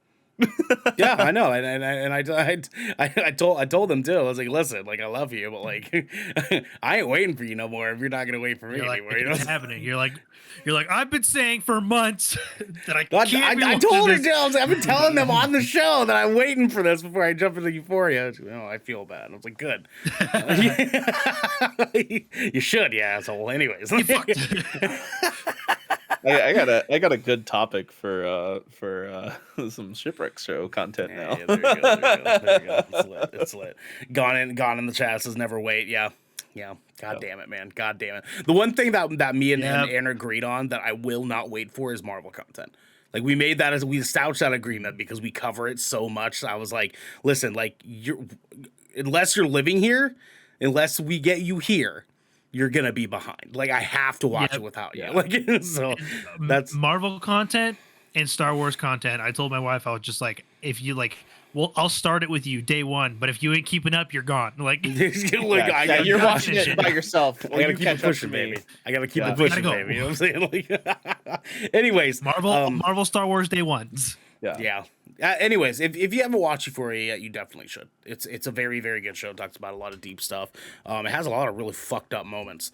But it is a very, very good show. Very, very good show. Also, I want to briefly touch on this too. There's some people that are like, why would I want to watch a show about a bunch of high school kids fucking? And like, did you not go to high school? That was like most of my high school experience. Like most of my high school experience was watching all the other kids party and fucking act like morons. And that's what this entire show is about, is teenagers getting hopped up on drugs, doing stupid teenager shit. That's what teenagers did, guys. Sorry. Like, like don't have to, been there. Like, sorry, you went to like a quaint little like white school in Ohio, fucking Ohio, right? You know what I'm saying? Who are you, Christian? Like, what do you? Los Austrias Deus. Like, what, do you live in fucking Ohio? What a loser. You fucking nerd in your fucking Ohio nerd hair. What a fucking dork. You know? Joke's on you, they just shaved their heads over there. Fuck Ohio, you know what I'm saying? Anyways, they're gonna burn me alive. They probably have. I mean, why would you say that when Ohio is for lovers? And moving on. Gon says, I feel both sides of that. I'm caught up on Euphoria, but I have been noticing as I'm older, I just don't care about the lives of teenagers. Usually I don't either, but when it's kind of like a conversation piece that like circulates around not just the teenager, but the people in that teenager's life, that's when I'm interested. Because then you're talking about mom, you're talking about sister, you're talking about family, you're talking about dynamics of other people who are revolved around those kids. That's a different story. Then I'm hooked. Then I'm there. When it's just kids doing dumb kid shit, then I'm like, I'm fine. It's fine, but like that's why I was okay with Maze Runner. You know, it was trash. It was a trash ass movie, but I was all right with it because it was about more than just fucking kids. You know what I'm saying? Anyways, the main one I want to talk about tonight is, as Devin said, Cyberpunk. God damn it, man. It's like, listen. Okay, hear me out. All right, hear me out, y'all. Hear me out, Raul. Okay. It's not that different. It's not that different. As Devin was ending his part of it saying that, like, it doesn't look that different graphically. Yeah, it's because it doesn't. It doesn't look that different graphically. They added some better, like, texture buffering. They added some better systems when it comes to interacting with people around you. I immediately had a bug. Within 10 minutes of me starting the game. Immediately had a bug. I was starting a mission, talking to the character giving me the mission, and his voice just stopped. It was giving me subtitles. He just mouth moving. Mouth moving. No audio. Just subtitles. And I was like, it's nice to be back in Night City. I missed you. It's nice to be back here after my fucking 50 hours of spending just eradicated burning. Further reinforcing the fact that I will not return to this game. So I'm pretty adamant that I'm going to play through it because I feel like I have to experience just at least one playthrough of this game. You should, okay? I'm not going to sit here and shit on the game because the world shit on this game for a long time, okay? Like, I loved it. I genuinely did enjoy this fucking game for the experience that it was. I did have some frustrating moments. I did have some things about it that I was like, God fucking damn it. But my thing about this is more so just like, it just, I was hoping to go into it seeing almost, because I understand that there's a difference, seeing almost the screen caps that my friends are posting from day one on PC Cyberpunk. Not exactly the same. I did say almost, okay? I heard that fucking sigh, Devin. Okay? I heard that fucking sigh. No, I wasn't sighing at you negatively. I was sighing because it's so pretty on PC. And it is. It's very much, it fucking is. And when I was hoping that there would works. Yeah, no, exactly. And I was hoping that there would be some semblance of it. You know what I mean? Like, I purposely went and talked to a guy, like, at night just to see, like in both performance mode and the ray tracing mode, which are the two modes that they offered. And I'm By the way, mind you, for anybody that doesn't know this, that's at home or is like a new listener or something like that, I'm playing this on a PS5, okay? PS5 disc edition. So there's... He had to say, it's PS5, guys. It's PS5. How did Garrick have the flex so ready? He was waiting. You were gonna say that. He I was swear, waiting I was waiting. I The just- second, listen, the second fine, you, fine. the second you started the sentence, I was just like gonna load that up. Listen, okay. And just so everybody knows, I'm playing it on a Series X, the disc edition. Oh, where's your fucking flex for him? Where's your fucking flex for him, Garrick? You know what I'm saying? Okay, yeah, but it's just isn't he owed a flex anyways? No, Ernell is. No, he's talking about from I think it was The Shipwreck. retroactive flex. Yeah, there was something that you said. I was like, we give you flex, but we don't have our Twitch chat open right now. It was while we were recording. I'm doing Shipwreck, I it. think. You're getting another one in there. We're at 24 flexes. There Moving you go. on. Okay, all right, cool. But- anyways, so I'm playing this on a PS5. Okay, it should look fucking good. It should look good. This, what I experienced, was Cyberpunk on PS4 Pro with better lighting and some better textures. That's it. It's the exact same fucking game. Maybe arguably less bugs. Still some. I ran into that first bug within 10 minutes. The next bug that came was 5 minutes after that. My character was stuck in crouch. I had to restart the game because my character was stuck crouching. It's Love that. With you saying that, I really hope Digital Foundry puts out a comparison video here soon. Yeah. Of like, PC with the new update, PS5 and Series X. Because like those are all technically on the same playing field. Yeah. Again, I only played for like a little over 30 minutes. Mhm. I didn't encounter any bugs. I will say the game itself, like especially with the frame rate, is so much more stable. Like it used to kind of dip down to like 50 and sometimes lower. It is more stable. I will admit that. And yeah. it does that smoothness, especially when you're playing in 4K. Mhm. I tested it on my TV instead of my monitor. It is a stark difference with the 4K and the smoother frame rates. I will say that.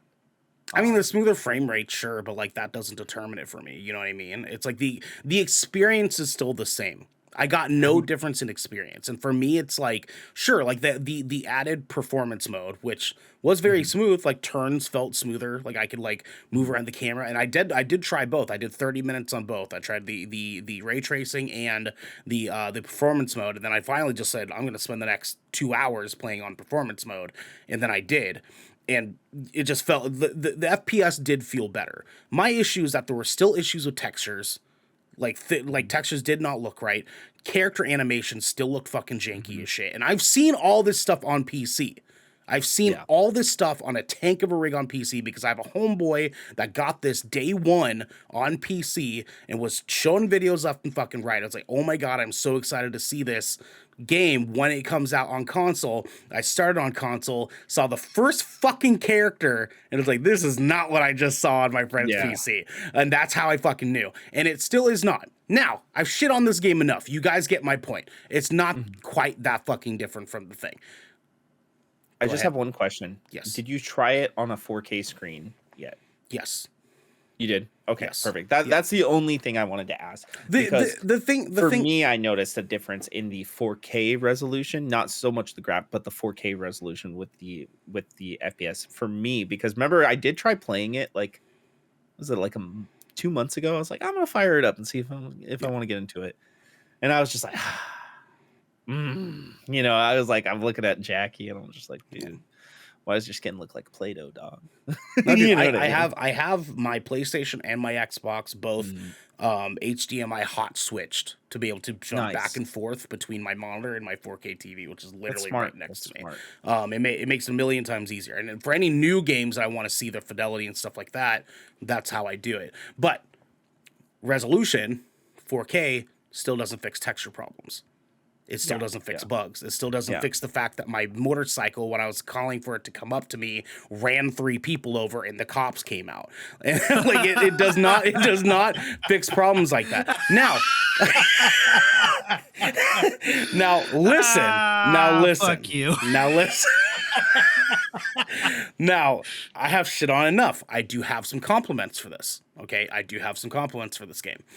It feels gameplay wise, controller wise, much better. The FPS has made a difference. There was one big complaint that I had, like initially starting the game when the game first came out. Nothing felt smooth. Like turning did not feel smooth. Combat did not feel smooth. Like the frame drops were just insane. If you try turning the camera really fast, you dip from like 30 to fucking 15 in a matter of a second, dude. It was wild. And on a PS4 Pro, you know what I mean? So it's like it shouldn't have been that bad. It was bad. It should not have been that bad. It feels a lot better now. It is way smoother. Combat feels way smoother. Some of the like particle effects and stuff do look a little bit better. The lighting does look better.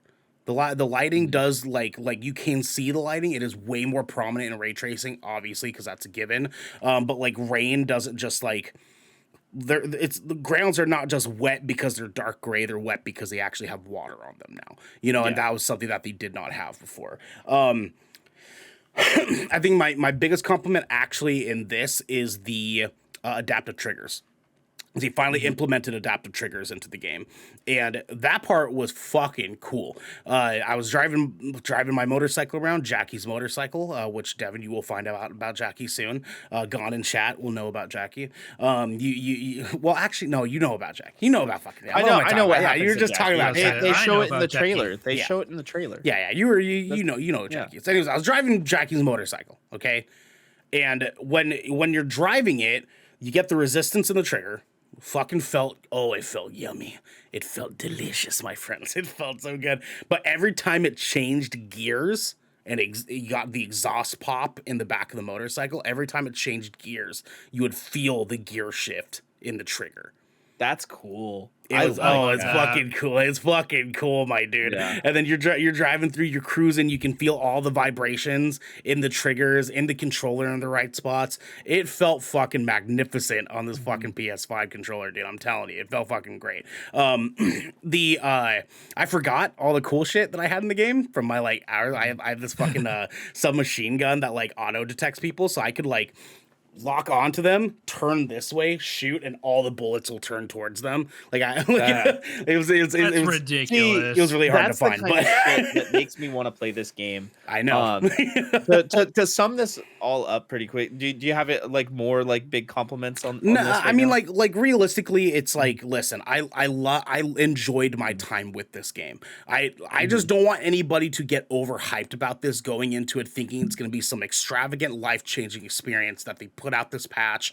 You're not going to get the PC experience of this game unless you play it on PC. You're just not. Like, that's just bottom line. So don't go into it getting your expectations too high. Keep your expectations tame. Get your head out of the fucking clouds, okay? It is still the console version of Cyberpunk, okay? It will be fun. It is a fun, enjoyable story. You will have a good time. Do not think it's going to be more than that. Okay. Absolutely. And you know, they're probably still going to support it and come out with a few more patches regarding this, because they do still have plans for free story DLC and other things like that as well that are coming to the game.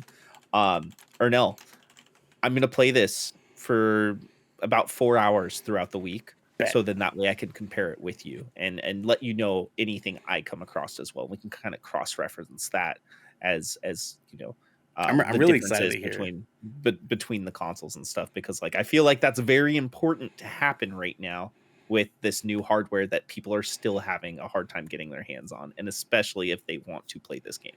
Yes. So, of course. But with that being said, guys, we got a big one today. I have a big one. The Gallows. I really don't. I'm lying. I lied. I do not have a big one every day. What are we talking about today for the Gallows? So today we are talking about 8 years of the Game of the Year. That's right. Go! Today we're going to have an open forum discussion about the Game Awards official Game of the Year winners. What games they were up against, and whether or not we felt that the Game of the Year was deserving of that title. Because just like this last year, we had difference in opinion on Game of the Year games. Yes, very much so. Did. And everybody has this, but I will say this: looking at this list, pretty much almost every game on this list is deserving of the title. I will say that up Yeah. front. Yeah. Um, Let's go year by year. Name off the games that did it, the game that won, and then we'll talk a little bit about those games, and then we'll move on to the next year. Let's do yeah, it that way. that's what I figured. That's what I figured. So Bet. we're gonna start back in little old 2014. Devin was age 22. You know, he had his eyes on the star. So the winner of Game of the Year was Dragon Age Inquisition. Now the runner, fantastic game. I put like 100 hours into that. Very deserving. Lots of content to dive in there. I even just downloaded it on PC because of Game Pass. Thank you, Game Pass. Fun fact: I have never played a Dragon Age game. That's a crime. They're very good games. Is that a crime? Is that a crime, Garrick? Have you played them? They're not. Yeah, I've played 3 of them, and they're like okay. Well, Dragon Age 2 was kind of meh. Dragon Age 1, very good, especially for the time. PS3, 360. Dragon Age Inquisition, very good, very good. I've played Origins, Inquisition, and 2. Yeah, 2 is the worst. 2 is the worst. 2 was definitely the weakest of the one. Yeah, yeah. Sure. Important plot beats, but definitely the worst. So the runners up were Middle Earth, Shadow of Mordor, Bayonetta 2, Dark Souls 2, and Hearthstone. Crazy that Hearthstone made it into this list if you think about it. There's a couple when I made this list and I was like, God damn, really? that was fucking in the running for this. Yeah. If you guys can give me 2 seconds real quick, my partner is locked out, so I'll be right back. Yeah, do your thing.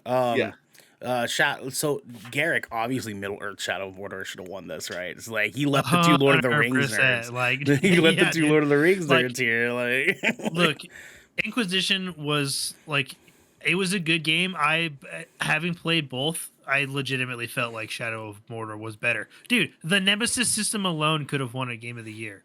So when Devin comes back, we have to change our team. We have to be like, yeah, dude, Dragon Age Inquisition, yeah, good game. The best shit ever. Yeah, best shit ever.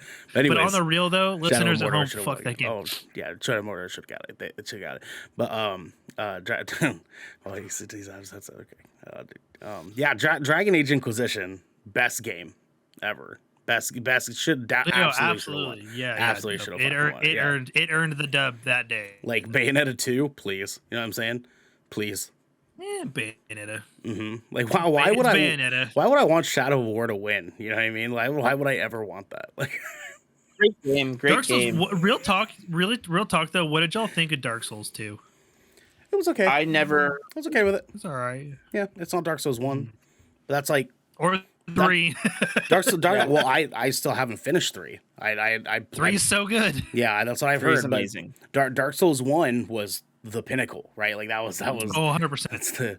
That's the top of the top, the tippy top, you know what I'm saying? And then Bloodborne came out and I was like, fuck Dark Souls, you know what I'm saying? Like give me more of this Bloodborne. To play that, by the way. Dude, you need to play it. I am gonna get to that eventually. Sometime this year I'll get to it as I go through. I gave you both controllers, right? I gave you both controllers. Yeah, I don't need both, but yeah. I mean, you're playing a Soulsborne game, you might need both. Bloodborne, it plays an awful lot different than Dark Souls. It does. Yeah. So to its winning and defeat, because sometimes Bloodborne's more frustrating than Dark Souls. I played Sekiro, and I've heard that game is very frustrating compared to these ones. No, Sekiro's the easiest of them. Sekiro's good as long as you know how to parry. If you can parry, that game is like easy as shit. Yeah, which is how I played that game. Still fucking hard. No. It's a tough game, but like comparatively, like, dude, it's Bloodborne is just like calculated aggression or death. Yeah. Okay. Yeah. I can do that. Yeah, I can do that because it's not quite as action adventure almost as Sekiro is, but it's also not quite as Dark Souls is. You know what I mean? So it's just sort of like you have to be super calculated and super mathematical about like everything. This game has nothing to do with this. Anyways, Well, moving on. For 2014, granted, I loved Shadow of Mordor. Like love that game. even more than Shadow of War personally. Um, I still think Dragon Age Inquisition is definitely deserving of the title.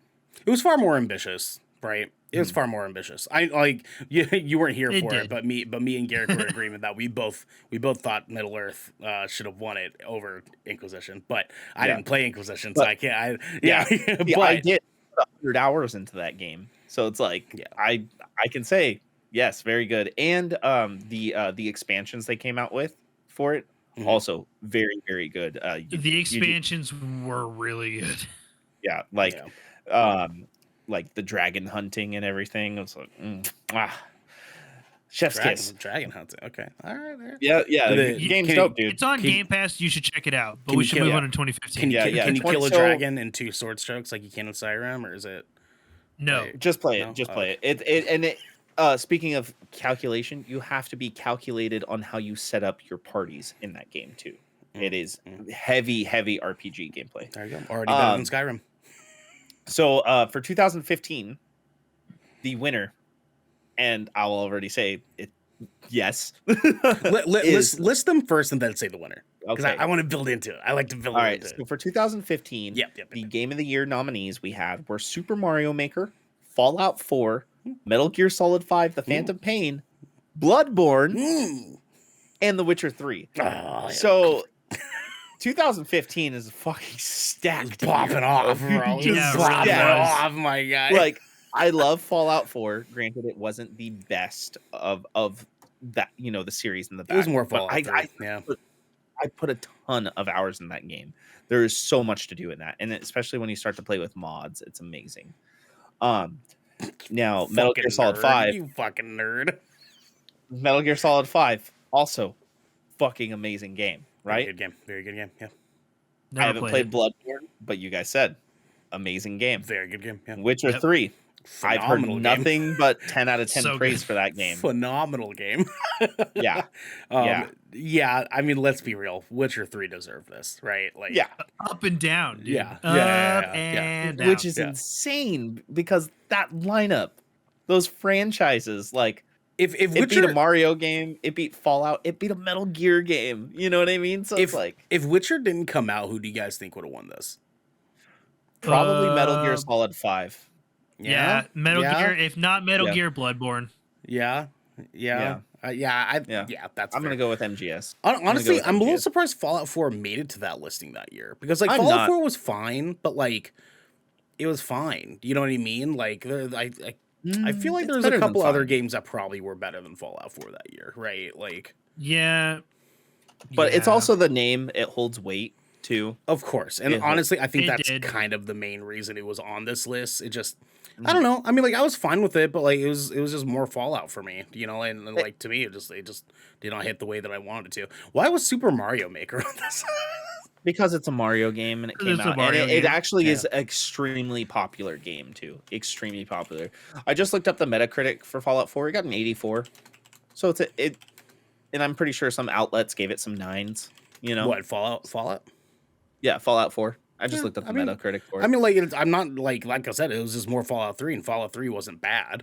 It was just It's more a lot Fallout, more than like- just Fallout 3 though, because like the mechanics of the gameplay completely different with Fallout 4. Like I know Garrick It's has not played a lot of completely different. it is though. It's not. It is. They Completely did. different. It No, is- yeah. They enhanced the shit out of all the gameplay. Yeah, it is completely different than It's Fallout not 3. completely. Yes, it is. Do you still use Not the to Pip Boy? mention the base building. Is it still an FPS? Okay, I'm talking about It is mechanics. not a reimagining. Yeah. Sure. So like you can it actually has like FPS combat, which the first one had FPS combat, but it didn't have any iron sights or anything like that. There wasn't any Right. sprinting or anything like that Sure. in Fallout 3 or New Vegas. So it implemented a lot of that.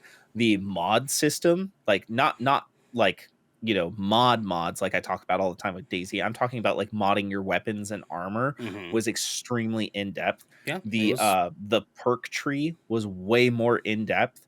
Yeah. The voice acting, Base building. the base building, a lot of the mechanics base building. Yeah. crazy compared to Fallout 3. Yeah, So I'm there's- not there was- at there was all more, surprised. There were more stories, like it was fun character stuff. You know, like Mhm. they added more to Fallout. That's my point. It was just more Fallout. But did you play it? Yes, I played it. I played fucking like 38 hours of this fucking game, and I was like, cool. I like finished up the main story. I went to that fucking underwater cave where you get like the secret knife that's supposed to be from like the Cthulhu like universe, and I just started washing people with that fucking hoe for another 8 hours, and I was like, cool, that's enough for me. Like it was just more Fallout to me. Like I don't fucking know. Like I like love Fallout Fallout, though. 76 better. Honestly, I like 76 better. Fight me. I disagree on that one. whoa, I can't. whoa. Well, he said I like 76. You like 76 but no. more. Oh, Jesus I really fuck. do. I Really don't know. do. I Not haven't a even bad played take 76, and because- I know that. Not a bad take because 76 is actually in a really good state and has been for Sure, at least sure. the last year. Sure. I played that game a shit ton too. But yeah. But yeah, Bloodborne. I mean, give me your 2015 Bloodborne. yeah, there you go. Should've There you been go. So moving on to 2016, the nominees are Inside, Titanfall 2, Doom, Overwatch, Uncharted 4, A Thief's End. The winner of 2016 was Overwatch. Now, what my personal pick for that year would have been Titanfall 2 Of course. because it was a good game. that is right? notably well received and one of the best FPS campaigns ever. Right. hmm I mean, It was so good. very weird to have like an online multiplayer shooter like end up being game of the year that year. But it's like at the same time too, I can't argue because Overwatch has stood the test of fucking time, dude. Like there's the fan base for Overwatch is so diehard. There's like, dude, we're like at 26. It's 2022, and people still play that game every day. Like it's still in the competitive scene. It still does a lot of fucking things really well. Although it's not my personal choice because I've never been that big of a fan of fucking Overwatch. I think it was deserving of it, in my opinion. You know, like Not me. So like the reason why I don't is because Titanfall 2 was notoriously just shafted that year. Like EA did not promote it that much. They released it the same week as they released Battlefield 1. So it was overshadowed. And I think Call of Duty was released like a week or two before that as well. Mm-hmm. And it was just probably the worst marketing they've ever done for a game that is as good as Titanfall 2. You know what I mean? Yeah. And not only that, the multiplayer was really good. I'll be honest, I got kind of petty after this announcement because I didn't play Overwatch yet. And I still don't play Overwatch because I thought Titanfall 2 was a better game. That's fair. I would I'm agree. being honest. Yeah, you agree?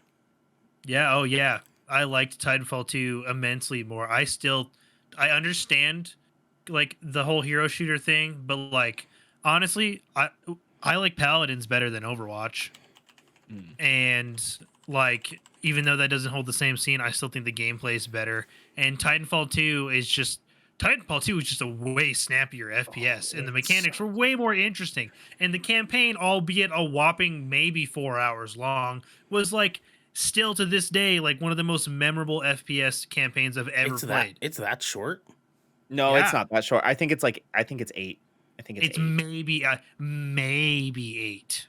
Yeah, Maybe, I think yeah, it's Like right that's around a 8 stretch. hours. But it is so good. It is so good. And like if you think about it, we have Apex Legends now, which is definitely way more popular than Overwatch is now. It's sure same universe, not Yeah. the same game though. Like Well, I mean, a lot of those guns, a lot of the movement and stuff was all implemented out of Titanfall 2.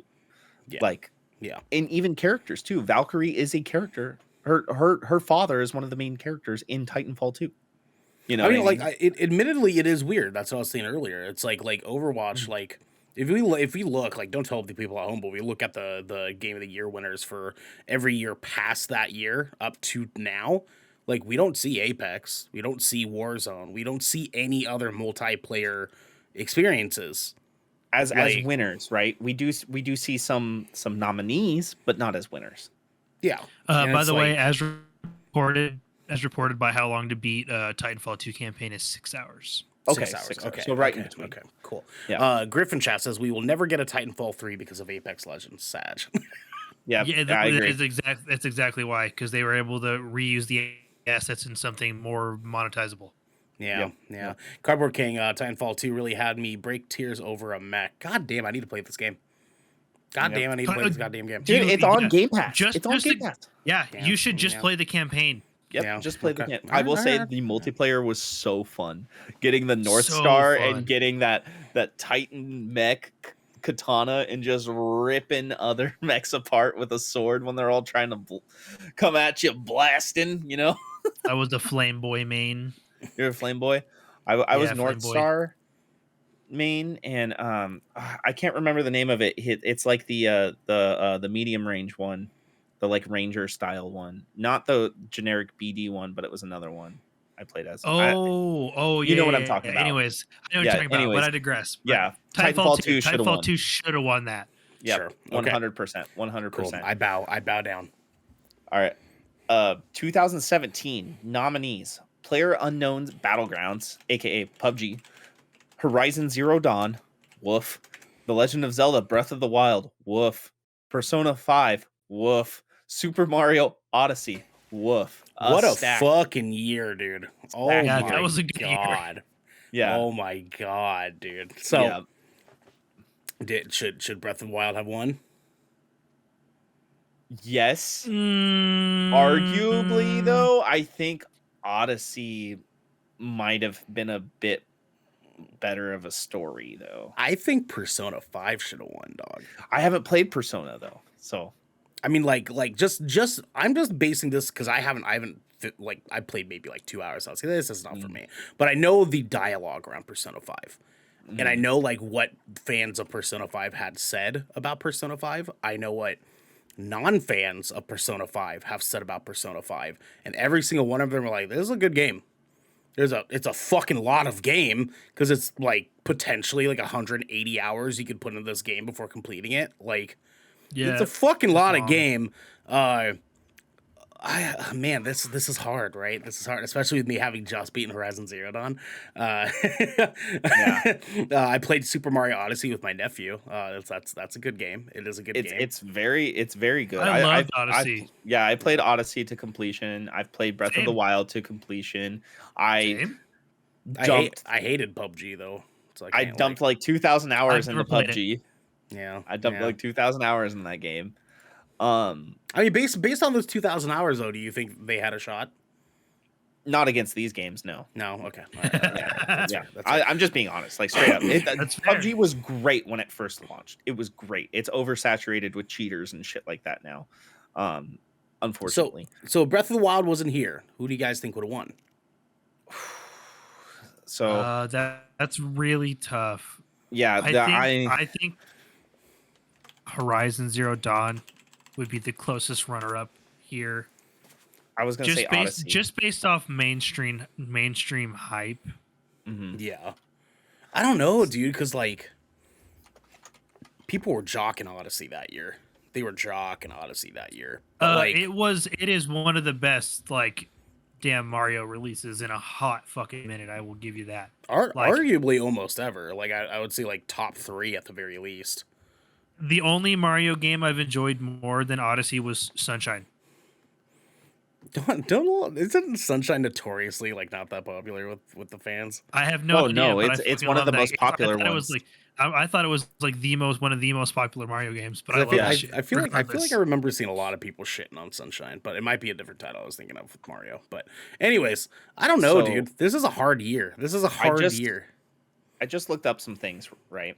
Mm-hmm. So, Persona 5 Metacritic 93, user score 8.7. Okay. Breath of the Wild 97 Metascore, user score 8.7. Mm-hmm. Horizon Zero Dawn 89 Metascore, user score 8.7. Yeah. Just giving you the playing field. I'm not Odyssey? even going to look up PUBG because PUBG is whatever. Sure. You know. Odyssey? Odyssey 97 Metascore and an 8.9. Not shocked. And I was thinking Odyssey straight up. Like, I didn't doubt that for a second. Like, Odyssey was a great game. I think I definitely leaned into the fact that I liked Horizon Zero Dawn more. Yeah, But no, me personally too. Me personally too. And like I can see that. Like it just I think Mario, because if you're a Mario fan, you're a Mario fan, right? Like if you're a Nintendo kid, like you're playing but Mario you're a games out the fucking Nintendo wazoo. fan. You're a And Nintendo as fan. and as and as Nintendo fans be as their own breed. as Mario games are concerned, like Odyssey, like I said earlier, like top 3 historically, I feel of like best Mario properties ever. I think Mario Galaxy 1 and 2 take the 1 and 2 spot, ironically, Mhm. and then Odyssey, because Mario Galaxy is extremely coveted, and a lot of people are actually asking for a Galaxy 3 to be made for Switch as Yes, well. they are. They are. So yeah, but continuing on, I'm pretty sure we're all in agreement there. So 2018 nominees: Celeste, Monster Hunter World, Assassin's Creed Odyssey, God of War, Red Dead Redemption 2, and Spider-Man. Another stacked ass year. Yeah. 2018, no joke. 2018 was literally my fucking all-time favorite year in gaming. Like 2018 is enshrined retweet. to me. For Big retweet, dog. Like, especially for that gen of consoles, right? Like I have a favorite That year was for every peak gen. PlayStation Yep. 4. Yeah, PlayStation 4, Xbox One gen, peak. Just like 360 PS3 gen, 2007, amazing, fucking amazing. But so the winner, very well deserved, God of War, and I 100% agree with that. And here's the thing: Monster Hunter World, amazing game. Assassin's Creed Odyssey, amazing. don't you game. skip over Celeste. Don't you skip over Celeste. I was One getting of- to that. Sure, I sure, was sure. gonna say I've heard great things about Celeste, but haven't played it myself. I mean, it's Red it's Dead Redemption 2, Mhm, amazing. mhm. Spider-Man, Mhm. amazing. These are all 9, arguably some of them 10 out of 10 games. Yeah, You know, yeah. so I mean, Celeste has been said to be the best indie game in history, because like just the way that like best indie platformer, excuse me, because that game got a lot of love, not just for A its lot of gameplay but its love. story as well too, like its dialogue as well. Well written. Well written. Now this is Yeah. gonna be the hardest one to ask this question: who would have won if God of War didn't exist?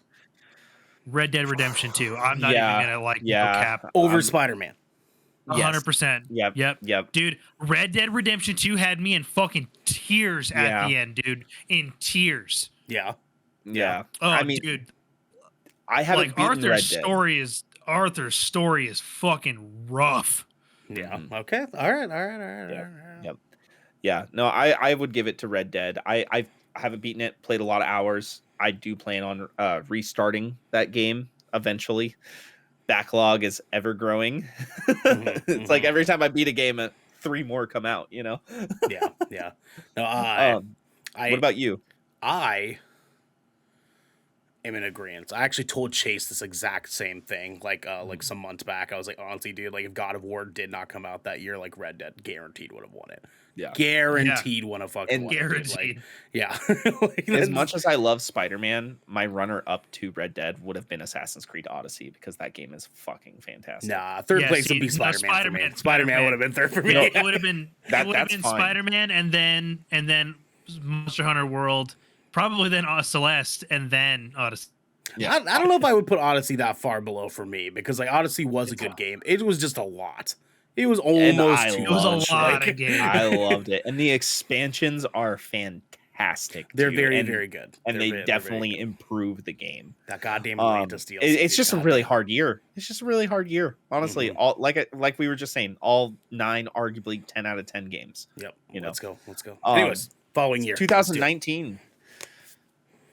Nominees are Control, Super Smash Brothers Ultimate, Death Stranding, Resident Evil 2, Sekiro Shadows Die Twice, and The Outer Worlds. Another very good year in gaming. Man, yeah. Sekiro is definitely deserving of this, I feel. Yeah. Man. I agree. And I think this is just more for nostalgia's sake, and like the feel of like playing with your friends. But Super Smash Brothers Ultimate, it almost felt like that could have almost been it that year. You know Oh, what I it could. mean? I felt like it was pretty close to being Yeah, game of the year. Yeah, yeah. that there was a lot of hype around that, but I agree that Mhm. Sekiro Shadows Die Twice earned Yeah, it. I which think is the winner and yeah, is exactly what I would have picked too. I will say this though, I love the fuck out of the Outer Worlds. The game is great. The sure, game is sure. very good. It's Did you? just doesn't stand a chance against the others, right? Because it's like I that's the main it's thing. definitely better than Death Stranding. Definitely better than that. Sure, I mean Although Death honestly, Stranding is an I art piece, you know. I feel like Death Stranding is the weakest of this group. Like Absolutely. period. I It's almost just want to say niche. It's too niche. very much so. Too niche. And Hideo, listen, we love you, dog.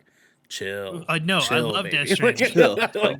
chill, baby. So if I could Um, ask you guys, if not Sekiro though, who would have it been? Because Control, my pick, yeah, I was gonna say Control. control. Fantastic. Yeah. I need to play the DLC still of Mhm. Control, but that game is so good and it has so many good twists. Yeah. I think it just got wildly admired for its gameplay. Wildly admired. Like just the way people the way the conversation around Control was happening was a very just like this is such a good Metroidvania game that like with such new original taste around it and like building on the world that it was building and how they were handling combat in it is just one of the coolest experiences ever. And when I finally got my hands on it, I was like, God damn, this is a good game. It's Like, so good. it is a very, very good game. So I honestly, because of the dialogue around it, I think that would have taken it. I think Resident Evil 2 would have been a close second. I believe that year they won Best Direction.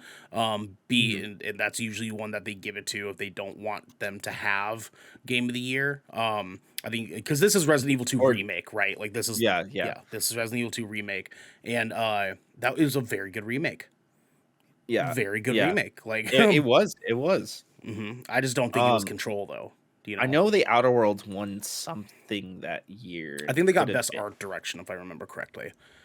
No. Control got best art direction is what Griff was saying. I think Outer Worlds Oh. might have gotten narrative. I think. Oh, fucking DJ with a sub. Oh, DJ! DJ, baby. Yeah, Oh, DJ thank with you. the Welcome sub. back, Oh, baby. welcome, baby. Listen, Welcome. we hope you're doing good, DJ. We hope you're doing I'm in good, agreement baby. though. I feel like Control would have won it. Like literally, like so. I got like so. You guys have all heard of like SCPs and shit. I'm sure. Yes. They've been around for years. I got into them like well after they were popular and like kind of not popular anymore. But that's actually what kind of drove me to actually pick up Controls because I saw like some like lore parallels there, like maybe like inspired by. It And is playable SCPs, dog. Like that's Yeah. what Control 100 is. fucking Like- percent. I know, and I haven't beaten Control yet, but every moment I've spent in that game has been fantastic. Yeah, very much so. Yeah. Very much so. So Cool. moving on, since we came to that conclusion fast. Yes, we did. Got two more. We got We got we're another. running a little behind. Let's do it. Let's do We it. got another year. Another 2020. banger. The nominees are Ghosts of Tsushima, Fuck. Doom Eternal, Fuck. Animal Crossing New Horizons, Fuck. Hades, Oh fuck. The Last of Us Part 2, Oh fuck. and Final Fantasy VII Oh Remake. my leg. What a fucking What year. a fucking year, dude. Are you kidding me? Ghost of Tsushima, one of the greatest fucking PlayStation IPs ever, period, ever. Goddamn. Oh my god. Doom Eternal I being one of the loved- best Doom games ever. Animal Crossing New Horizons being one of the biggest video game social zeitgeist in history. Hades being just a phenomenal game front to back. Last of Us Part 2 being arguably my favorite game ever in my entire life. Final Fantasy VII Remake, I know that hit me and Devin. We saw the announcement of that game, and I know we shit our fucking pants, dude. Oh, yeah. What a fucking lineup, bro. Dude, Now, Devin. such a good year. Who won it? Who won it? So, The Last of Us Part 2 was winner and very well deserved. I haven't beaten it yet, but as you guys know, I've put about what 8 or 9 hours into that game now. Yeah, so far. Just Yeah. that. Yeah. Yeah. It's fucking wild. It's fucking wild. Now, if The Last of Us was not there, what is your pick? Go Garrick. Fuck. Oh shit, dude. Fuck. Because I That's- have two different answers here. Like, I want what I want to pick. Dude, I do and too. I want what I Yeah. think people would have picked. Yeah. Oh. Yeah, exactly. That's exactly what I have. I have the one I would have picked, and then I one that I think should have objectively won. Name 'em. The one I would have picked would have been my pick, Ghost of Tsushima. Let's fucking go, baby. Let's fucking go. Hands down, God Ghost of damn, Tsushima. that's a good like game. Woo! That shit. The usage of UI in that game is one of the most beautiful fucking pieces of mechanics in video games I have ever. The wind compass. The wind is compass. Oh, fuck. Revolutionary. It literally, like, I'm so sorry. Like, to any other video game out there, that is the best usage of non-invasive UI ever. So immersive. So immersive. The one I think that would have objectively won, Hades. Mm-hmm. Yeah. I could see that. See that. How about you, Ernell? I'm big agreement on Ghost of Tsushima for my personal. Because I actually, if The Last of Us 2 did not exist, Ghost of Tsushima would have had my vote. Like, period. Like, on the website, I would have been slamming the fucking button. Yep. Like, that better fucking win. I think Animal Crossing would have got it, dog. I really think Animal The Crossing. savior of the pandemic, dude. Dude, superior, dude. Like who would have fucking thought Nintendo would come out here and just keep people living during a pandemic, bro? Keep people living, dog. That game was the only reason people were having social interaction for the first 8 months of fucking the pandemic, dude. Like I think my wife and I played that literally like we played on the couch every day for like a month straight. For me, it was Daisy, not Animal Crossing. You fuck. Anyways, Devin, what about you, dog? What about you? So, what do you think would have got it?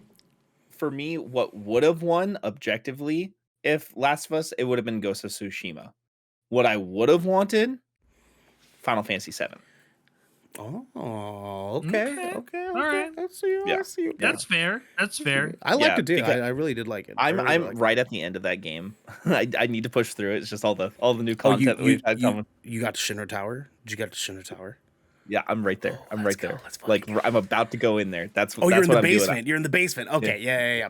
So, like I'm at the point where I'm doing all the side stuff because it goes, hey, we got a long journey ahead of us. You might want to take care of everything before you go any further. So I'm doing all the side content right now.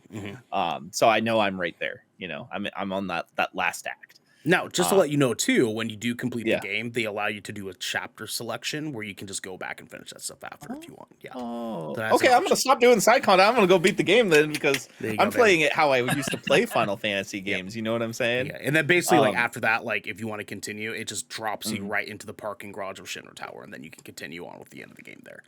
So, Okay, cool, perfect. I'm gonna do that then. But yeah, no, Last of Us Part 2, well deserved. Well deserved. Goddamn, it's a good game. Oh my god, So- the tears, dog. Open mouth sobbed to this fucking game like 8 times, bro. I'm telling you, such a good game. So, in the most recent turn of events, we have the 2021 game nominees. They were Resident Evil Village, Psychonauts 2, Deathloop, It Takes Two, Metroid Dread, and Ratchet and Clank Rift Apart. The winner, Yes. It Takes Two. Yes.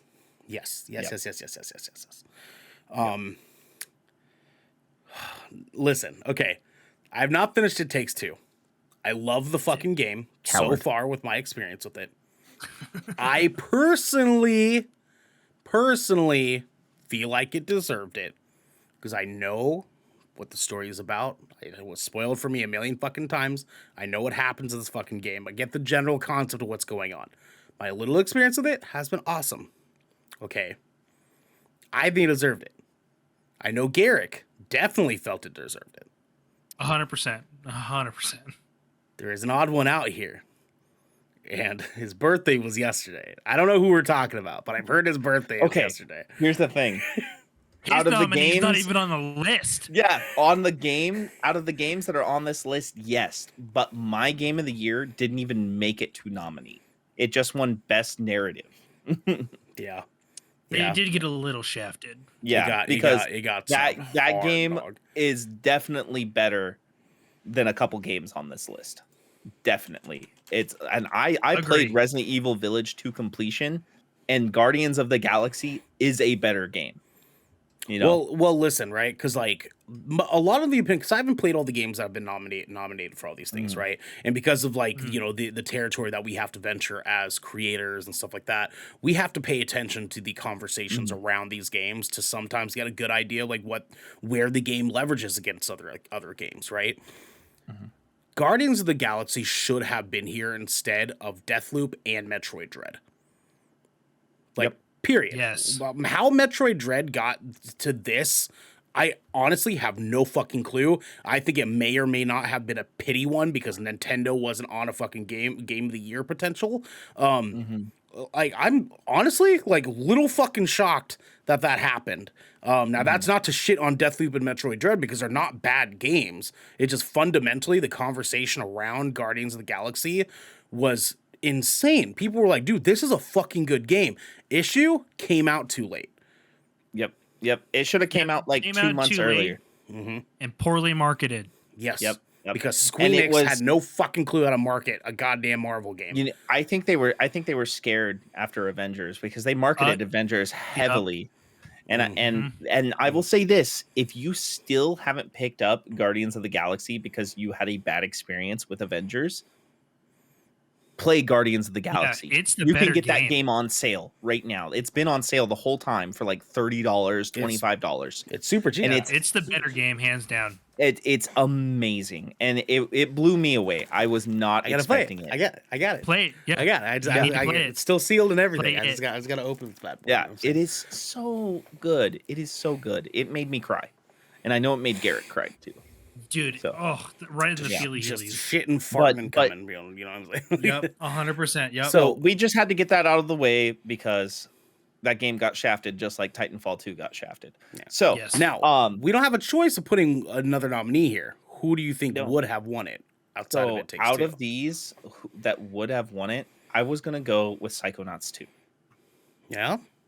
Yeah, because that has been highly regarded by critics and fans alike.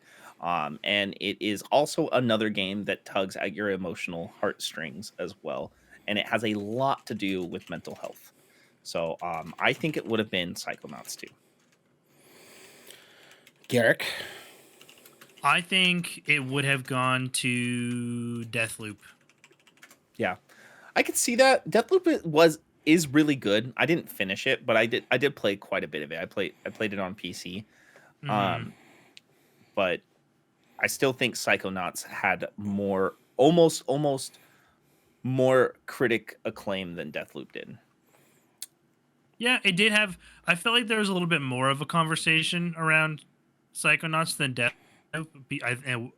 Partly because Deathloop's exclusivity kind of hurt it a little bit. I feel like in that respect, but everything about Deathloop, I only saw positive things.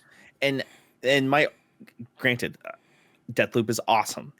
I think the thing that would have made it more so Psychonauts over Deathloop is the fact that Deathloop is a roguelike game, and roguelike games aren't the most popular to the general gamer base, right?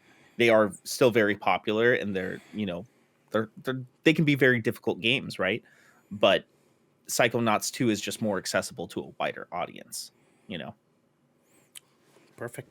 I have True, but I mean, a Souls-like game did win Game of the Year. It did. It did. So. But it also wasn't a roguelite. I mean, That's true. I personally feel like fucking. I mean, if we're gonna go that fucking direction, there's another game that was kind of like Deathloop that I feel should have been here instead of Deathloop, and that is a seminal game known as Returnal. That honestly, I think Returnal had way more love than fucking Deathloop did. I'm a little bit shocked that got fucking snubbed the way it did too. Yeah, Returnal got hella snubbed. Yeah. I think I might have to say Psychonauts 2 would have won this. Because I feel like the again, another game that just didn't have enough time to get dialogue around it. I feel like once the dialogue happened, Psychonauts 2 was people's game of the year. That, like, dude, the director for that game is legendary. Like Tim the like Schafer. Yeah, dude, Schaefer is fucking legendary. Wrote a story that people adored. It talked about something important, and those are things that people want out of a video game these days. And I think Psychonauts would have got it. Now I can see why Garrick would say Deathloop, because honestly, like, the popularity of that game just from blatant good marketing was insane. Deathloop, Yeah, every video game event ever the entire year leading up to that fucking game. Yeah, dude. Like, we saw they Deathloop marketed like the shit out of that game. yeah, we saw Deathloop like every 3 weeks. Was like something new about Deathloop. yeah, dude. But It was wild. It's wild. There it is, guys. It Takes Two was the winner, and the general consensus out of voting for Good Kraken was Psychonauts 2 is runner up. What do you got? What do you got? I have one last question for you guys before we like end off things here. Of all the Game of the Year winners, who do you think wins the Mega Game of the Year? Like, what's like if we had just had to choose one game, Like Dragon Age Inquisition, To rule The them Witcher all. 3, I got Overwatch it. 3, I got Breath it. of the Wild, God of War, Sekiro, Last of Us Part 2, and It Takes Two. Who wins those? God of War. God of War. God of fucking War, baby. Let's fucking go. That's such a good game. Look, can I still say this believe right God now? of War might be the best video game ever made. I'm going to say this in right history, now. right? On Ernell set all this up just to get us all to admit that God of War is the best game ever made. Let's go. That's why he I set would have up said this that without coercion. I just wanted to hear it. I just wanted to hear it. But it's never been argued. It's never been argued. No, ever. No. Ever. I just needed people at home and to know it it. literally is. It is my favorite game of all time. God damn, Like, it's such a open good mouth game. sobbed at the end of that fucking game. Yeah. I need, And it just somebody had to- such a cool drop right at the end too. It just had such a good one. God damn. But No, it just hit the ground running, man. Like, really, like that first fight with Baldur went stupid. Like, that shit was. Dog, I was just oh my like, God. I'm never gonna put this game down. Like, Ever. I was just like, I literally Ever. like no lifed it to utter completion. the very first thing I said when that started, I was like, "Oh, we're just jumping right in now." Like my very first playthrough, I didn't play it till 2019, but still, like, Now, Griff it was so Griff good. says, "Is it bad that I didn't finish it? Interest just fell off hard midway." That is a crime, Griffin. You Yeah, are under I arrest. would should be. restart You it. are under I arrest. would restart it. You are under arrest. Yeah. But I don't necessarily blame you, because there are few and far between that were like, I don't know if I'm into this, but also there is a bit of a dead period halfway through the game. Yeah, A d- a small lull. I think yeah. 2 weeks, and I beat this game in 2 weeks. Oh, dude, I called out sick from work for 3 days straight so I could beat this game. Yeah, I don't even. I literally just. I just remember. Everybody in my household hated me. Yeah. Because like I literally, they're just like, "Are you ever gonna get off the TV?" And I'm like, "No." You're Like this just is walking around literally- the house with that was boy. all I did. You could go up to your Yeah, wife, dude. boy, I'm hungry. Boy. Boy. Yeah, like it's just like it is.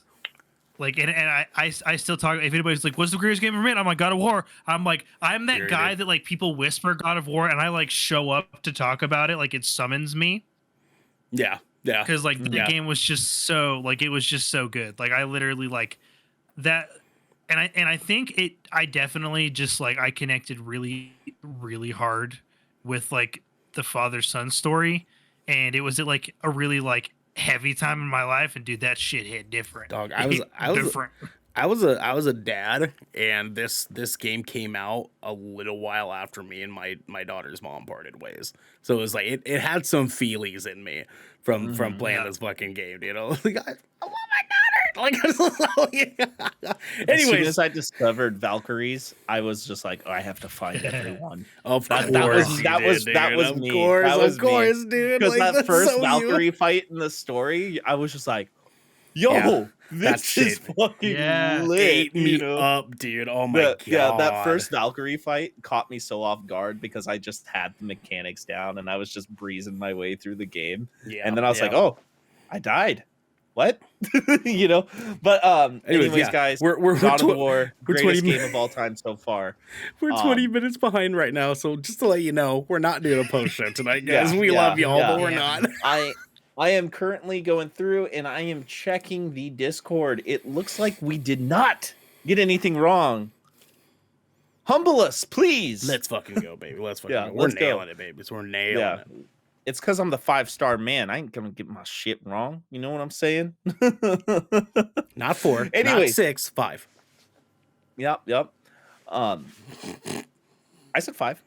I know. I'm just being a bitch. I was saying it's not 4, it's not 6, it's 5. You heard that, right? You heard that, guys? Ernell just said he's being a bitch. I am being a bitch. Yeah. Anyways, schedule for the rest of the week. Tomorrow, we are going to be doing Splash Damage at 7 p.m. Pacific Standard Time, West Coast, Best Coast, and 10 p.m. Eastern Time, not Best Coast. Sorry for all you East Coast listeners out there. I love you. Don't worry about it. Then Thursday, we're going to be doing the Shipwreck Show live recording. Just go to Patreon, get on that sub list. You'll get the link in there once you're there. It's a good time. Trust me. Come hang out. We had a great time last show. Probably one of the best shows we've ever done for Shipwreck Show. And if you haven't watched an episode, watch it, and then you'll get an idea of how much of a shipwreck it really is. We're talking dumpster fire status, but you know, we get real and honest with each other too. It's a good way for us to all hang out and I fucking love that show. I love get that to know show each so other much. more. Oh, it's so good. It's fun. It's fun. So much fun. That's when we get a little loose and we have some adult veggies. Squealers. Exactly. Friday, it's going to be Ernell's return of the Ocean Shrine story time. He is going to be starting his playthrough of Horizon Forbidden West with y'all. So I'm so fucking hyped about this goddamn game, dude. I'm so fucking hyped, dude. It is preloaded on my PlayStation. It's ready to go. It's ready to go. It's preloaded. I have it downloaded. It's just the count. I got the countdown on there. I'm so. Oh, I love you. I'm so fucking excited, dude. I'm so fucking excited. The critic scores on fire, dog. Garrick is ahead of us. The fantasy critic right now is pissing me off. But like, listen, it's worth it, right? Yeah. I don't have all my game drops. I haven't had any game drops yet. The second Lego Star Wars comes out and gets that 10 out of 10, you guys are gonna be like, oh, okay. Right, You're laughing, but that game gets those games get highly. They score high. Yeah, it's gonna get at least a 90. It really is.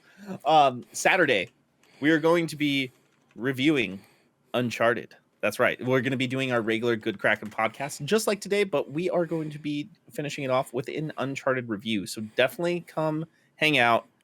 If you've seen the movie, we'll go over some light things near the end. We'll compare it to some games and stuff like that. Yeah, I want to make sure we were clear. This is for the movie, not the game. Yeah, we don't want anyone wrong. The new Thief Collection came out. No, that's not where the fuck we're talking. We're talking about potentially the greatest movie of all time, right? Am I right? Yeah, that's what it is. Yeah. Look. I love Tom Holland. He's just not Nathan Drake. Fucking Griff, you have to report to us, dog. Griff and chat. I go see Uncharted in 24 hours. Griff's down in Australia, so it's like he's in the future, so he gets to see it earlier. Like Griff, you have to come into our Discord. Let us know that Mark Wahlberg is the greatest. 5 words or less. Literally, just 5 words or less. Your experience with Uncharted. Yeah, and that's all we want, Griff. And the first 2 words: cool, fun, bad. Like you could literally just do it like that. But two of the words have to be Mark and Wahlberg.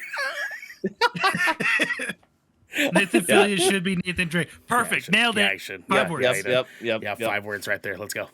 Please. That's 6, but let us know what your game of the year picks would have been throughout these years and what your overall game of the year is in the comments, please. Come Discord, hang out, tell us what you think, how you feel, tell us how dumb we are. Let's hear it.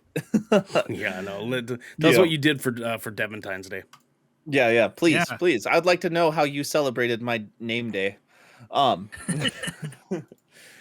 Because this has been the Good Kraken podcast, your choice for all the nerdy video game and pop media news, reviews, and discussions that you wanted to hear live every Tuesday at 7 p.m. and Saturday at 12 p.m. Those are West Coast, Best Coast times right here at twitch.tv/Good Kraken Show. If you've enjoyed the show, you can head on over to our patreon.com/Good Kraken Show, where you can submit questions and topics to the show, get exclusive post-show content, and have early access to episodes before they go live on podcasts and video services across the digital sea. Yarg. Yarg. Yarg. You can also support us by going to our YouTube channel, clicking that beautiful bell and big red button, or by subscribing on our podcast channel by searching Good Kraken, ! And leaving a review there. We're not doing a post show today because we have gone about 45 minutes over our target time because we love you guys. Anyways, until next time, go see that Uncharted movie and let us know how bad it is. I've never seen Blade Runner. Crime! I'm a cop in Boston. Hey!